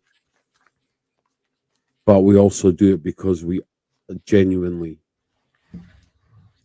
and I talk to Don about this a lot, we genuinely care. We don't always show up because me especially, because that's how I am. And I just constantly put the things in through the week. I constantly post the competitions and whatever. But that is because we're trying to raise as much as we can. We got some wishes that we want to fulfill before Christmas for that hospital and stuff like that, and for Harper herself. But we'll get there. But with that woman there's no stopping. And you know, for the record, Kelly has never once, not once, mentioned about raising money for Harper's Fund. That is a proud mum. She wants to do everything herself or with us. But unfortunately, Tess set up, or Emma, should I say, the GoFundMe when we needed it the most, and Harper needed it the most, and still does. So we appreciate everyone and everything. And this guy here, people don't know, but I'm sitting here and I'm saying to him, you know, you should be proud of this and proud of that and proud of whatever. The work that he has put in for Harper's Fund and the little donations that he's made that nobody knows about just to make something matter. It's so big for us that people don't understand. So what we do is we look after each other. And that should be a lesson to everyone. Because no matter what we're going through, and no matter what dates come up that are significant, as I look at the shelf, everyone matters.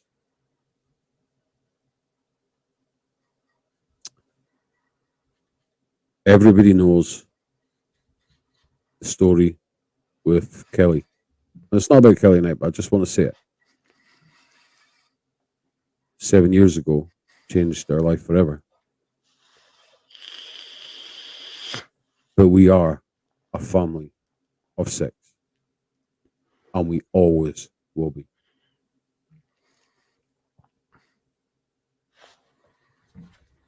Sometimes things happen in life,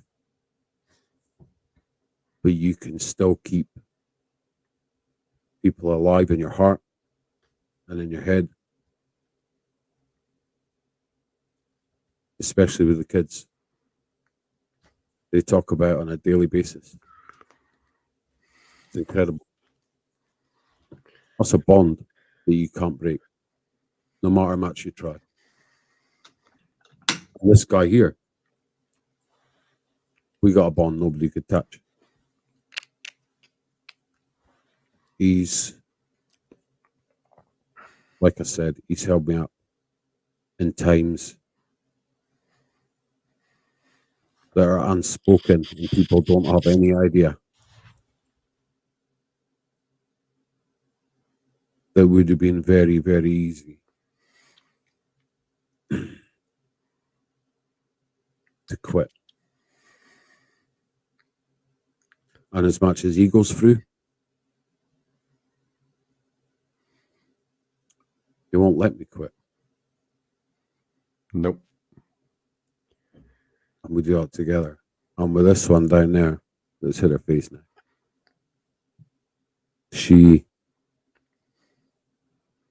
there is no quit in her vocabulary. Kelly come in the Discord this afternoon after I had to lie down to clear my head just to make sure I was all right after the shit that's happened in Discord today. She does it all the time. She cares about everyone. She doesn't even know. I'm not going to mention names, but certain people in Discord, and has private messaged them and chatted with them because they're going through stuff. You know who I'm talking about. Mm-hmm. And they became really friendly just within days. And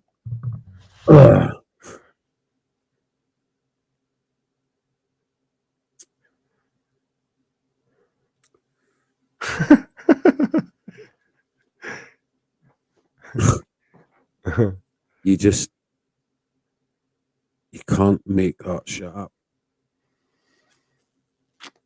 I've heard a lot of comments recently. I'm not going to talk about me. I'm going to say this once. A lot of comments recently about people that I've got back in touch with to mend fences, that some partly to blame, others nothing to do with, but dramas and stuff that happened years ago and whatever else.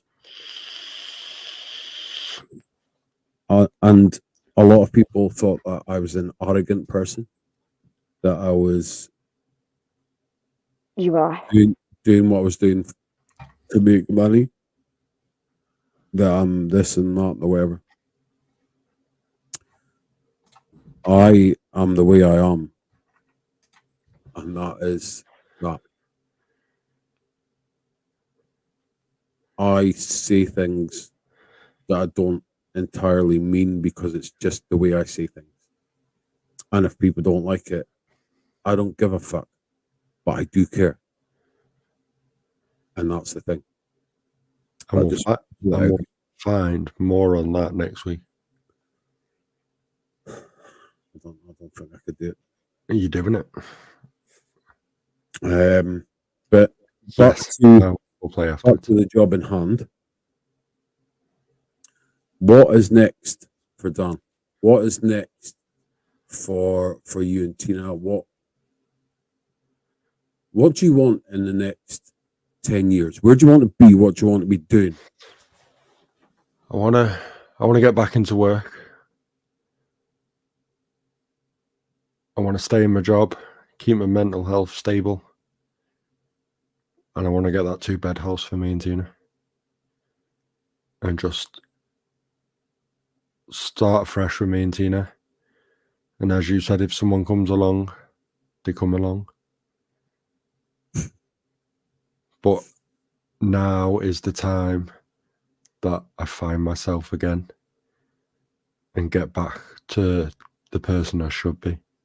And you're getting there very quickly.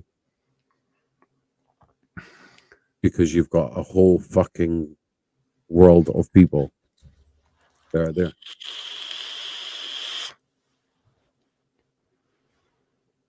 That's coming from somebody that lost every single person, you know. And maybe I realized a lot then. I lost everyone. Yeah, I hung around with the wrong people. I was in with the wrong people. And when I moved to Neston, I had no one. The only people I knew in Neston was my dad, my brother, and my dad's friend, who I call my uncle because he used to look after me as a baby. So my dad's friend is classed as my uncle. And now that I've been here for 4 years or more, I have a friendship group. Barry James. But next week, it's you. You're on the firing line. We are going to interview Mr. Wilson.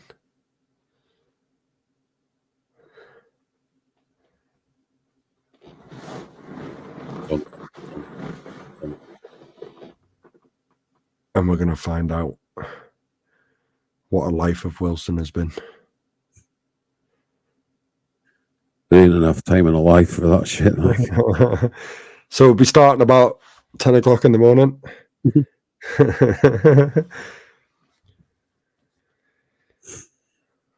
There'll be ups, there'll be downs, there'll be granny bashing.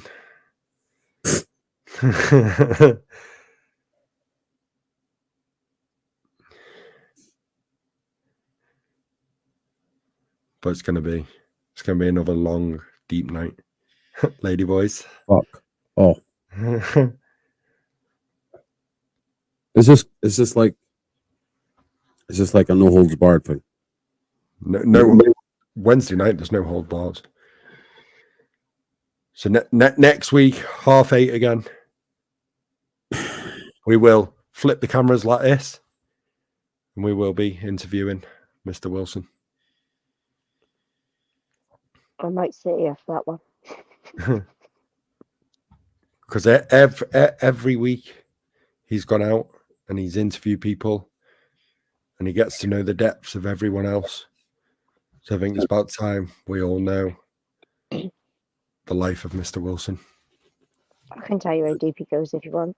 But I can show you. Nobody knows. What? Nobody knows. What? You know. No. What, how deep you can go? Quite a few know that. I like interviewing people because I like helping people. Me and Dan's already got our questions ready for you. Don't worry about that one. I will be private messaging Kelly, getting a load of questions in. Ready? Time to do that anyway. I'm going to go around the whole community getting stuff ready.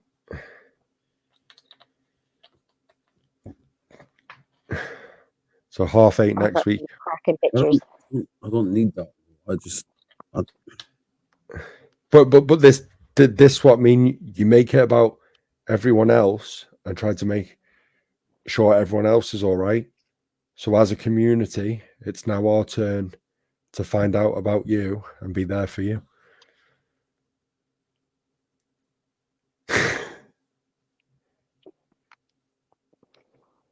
What a You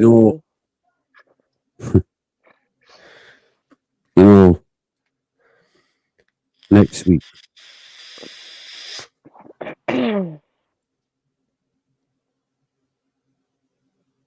Next Wednesday will be the day after my brother's anniversary that died.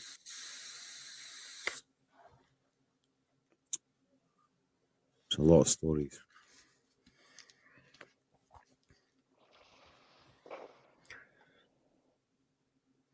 So next week, 8:30, interview with Mr. Wilson. Dan, will you be done by 8:30?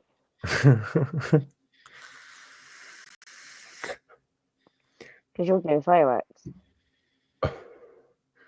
No, when? Oh, What's on Tuesday? that's Tuesday. Wednesday's Tina's birthday. But she'll be in bed for 7:30, 8 anyway for school.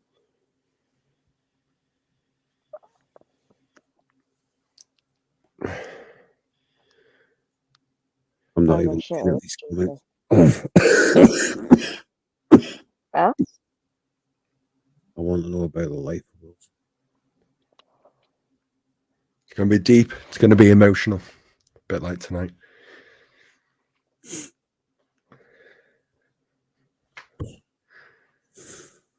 Anyway, I'm not feeling very well. Next week, I've got the flu. I think we wrap it up there. I need to get a shower and then I need to get Kelly on Fortnite. So, Don, you've been awesome tonight. There's a lot more stories could have been told, but I think you've covered and explained through your own circumstances what it's like to struggle with lots of things in life. I feel relieved. I feel like I've let all the demons out. And I'd like to hope that doing these help other people do that as well. And anyone can come in for an interview. We've got lots of very well-known people that are going to come in for interviews, and they've also got a lot of demons and a lot of history that they're quite willing to talk about, and we'll get there. It's just people are busy, but it's always in the hope that somebody in the comments, whatever, that will help them. And if anyone that is in our community wants to come in for a chat and an interview at any time, the door is always open. We always say it. It's at the bottom. We'll send you a link anytime you come in, and that's how we work. Can we do a KOV calendar this year?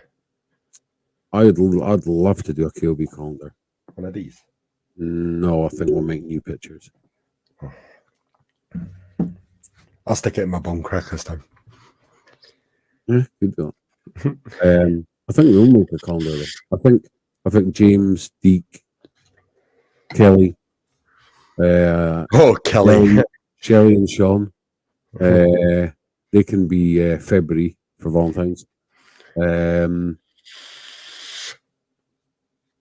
I think we could have quite a good calendar actually. I mean December. Wow. You naughty little elf. I'm keeping my calendar on December all fucking year if that's the case. I'm sticking that to my ceiling. Is that January 4th? But listen, guys, thank you very much for coming in. We had a lot at the start, and they're all playing fucking Fortnite now. Not Fortnite, such garbage. I'm not as fat now. Dan, what do you want your legacy to be, and how do you want to be remembered? My legacy. I want to be remembered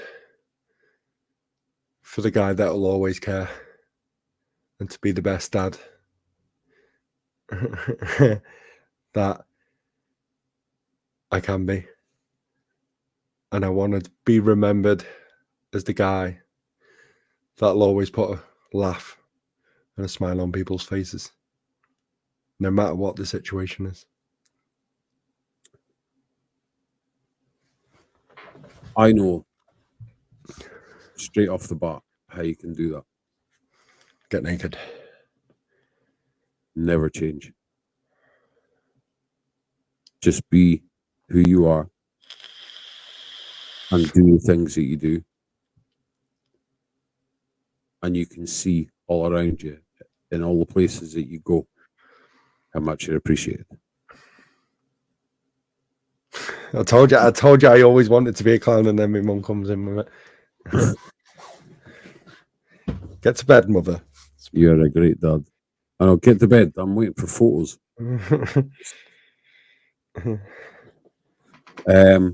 Anyway, thank you very much for sharing your story. I know it wasn't easy. Hopefully we broke it up at the right times and laid it out the best we could, but we were rushing about so much to try and get stuff done, and we were late. But your mom's a legend. She was the first one, straight off, bang. And then Kelly went like a mad person with a new chat set up, fucking everybody in it, all putting their messages in the Discord, fucking everything. And you didn't see a fucking thing. So, in my opinion, there is only one way to finish this.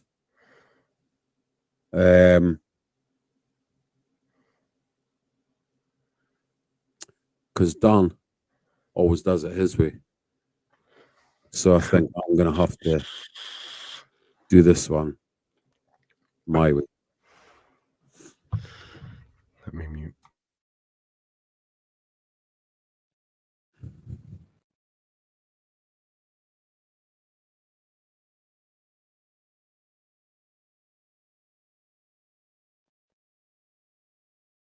What would if it fucking work?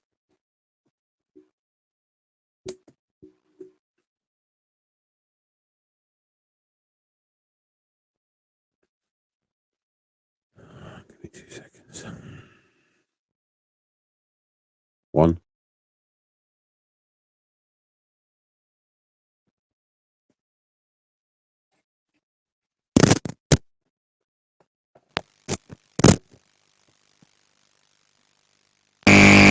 Two seconds, G.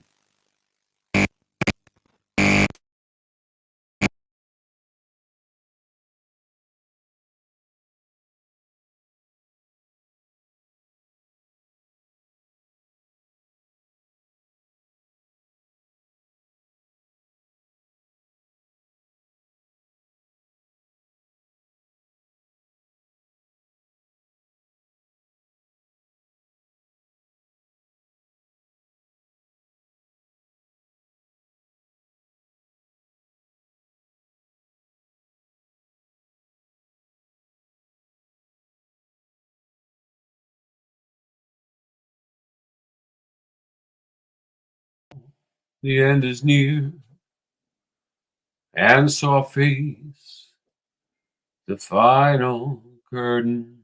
You've got no music. Taking the piss at me. I was gonna let him carry on. Here, you got no music.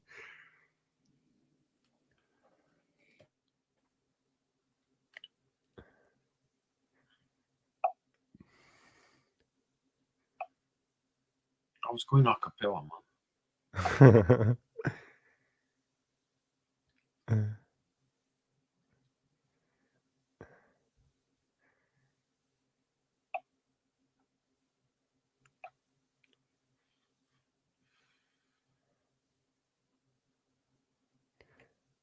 Can you hear me? Yeah. You got no echo though.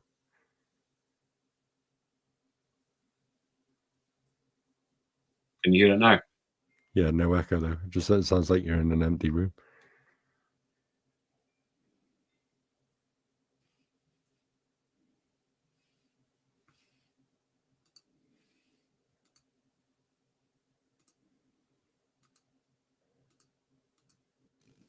Is that better? Yeah, that's better.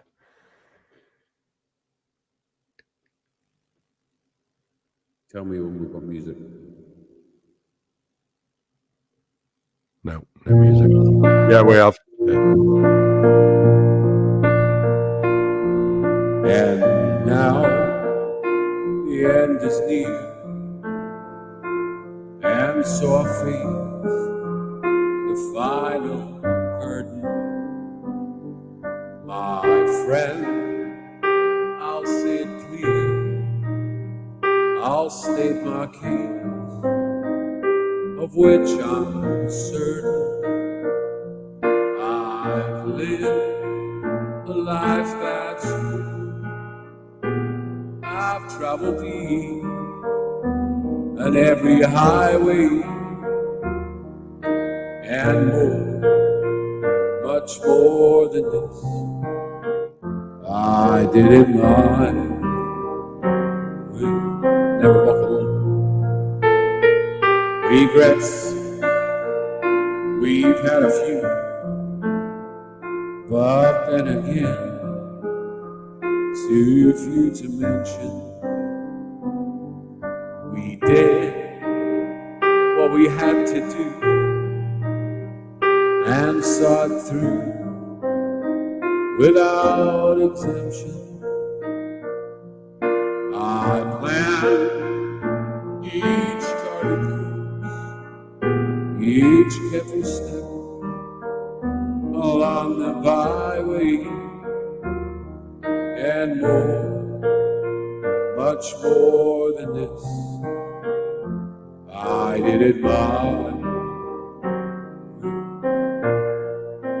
Yes, there were times I'm sure you knew when I bit off more than I could chew. But through it all, when there was doubt, I ended up and spit it out. I faced it all, and I stood tall, and did it my way. I've loved, I've laughed and cried, I've had my fill, my share of losing, and now as tears subside, I find it all so amusing to think I did all that, and may I say, not in a shy way. Oh no, not me. I didn't mind. For what is a man? What has he got? If not himself, then he is not. To say the things he truly feels, in not the words of one who knew. The record shows I took the blows and did it my way.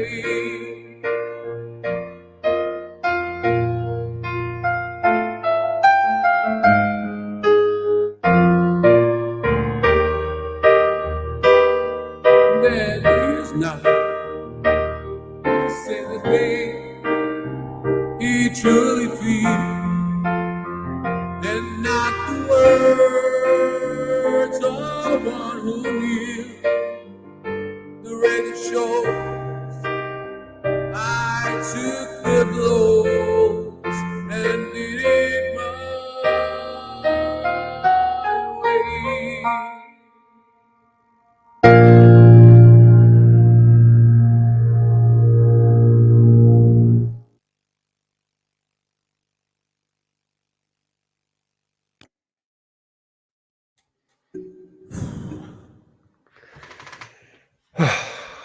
Love you too, Mrs. Wilson. Love you, Kelly. It's only once I'm letting you off for that one.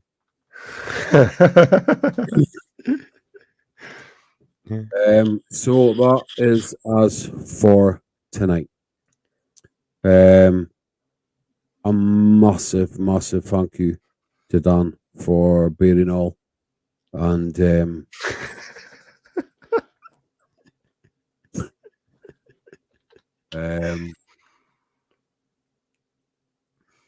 telling us all about his life and struggles, his happy times, his sad times. We really appreciate it, and everyone in the community stood up when it counted yet again. We are back on Friday night at 7:30 with the Mech Night. Now we have around 10 mechs, 10 devices that are incredible. We have everything from Death Wish to Merles to an early bastard to all mods. We've got other box mods. We've got Purge, you name it, we've got it. And we will be finishing it off with the Hartmann's auction. I seen what's in the auction today for the first time. And there is over 10 incredible devices in that box. There's also a mech worth £200. It's fucking awesome. It's got Iron Man on it. It is awesome. And an RDA to go with it that is in its own fancy box and everything. And it's a real nice one as well. It is currently with Orbs at £150. Between now and Friday, you can outbid. Just don't put a pound sign. If you go in and you want to bid, just put a number higher than 150. And when we go on Friday night, we will do a timer and we will sell the box. But it has to go quite a bit over what it is for everything to be in that box. And it's not just that, there's loads of extras. If you know Hartmann, you know what to expect. If you want to put any bids on any of the mechs, pre-bids, get in there, just put a number in. It's going to be fucking awesome. And every single penny goes to Harper's Fund. I said it the other day. This is a big one for us. We've had a lot of help, a lot of support. Shelley and Sean have contributed massively to this. We also have an absolute one-off from James Jordan in the Mirage mech that's there as well. We've got the Viking Bond mod from the Hartmann. Please be there. If you're going to be there, jump on to the event page, tag in the comments, tag all of your friends that are in the mech. Press the other button and invite them all as well, all of your friends. I would love to see a house full of people fighting for these devices because they are incredible. My own pride and joy, my own Death Wish hand with the Unholy RDA is up for auction. The only thing that's not going is this. So let's see you guys. Let's see you there. And we'll be back on Saturday night for Saturday Night Takeout as well. So until then, from a very emotional Mr. Lee, I'm going to let you say a few words before I finish up. I don't even know what to say. Thank you to everyone that's come in, all the messages, all the support. Mum, if you're still watching, I love you. And we'll be back again next week. You have before. Good look in the eye. You're just like an angel. Your skin makes me cry. You float like a feather in the beautiful world. I wish I was special. You're so fucking special. But I'm a creep. I'm a waiter. What the hell I'm doing here? I don't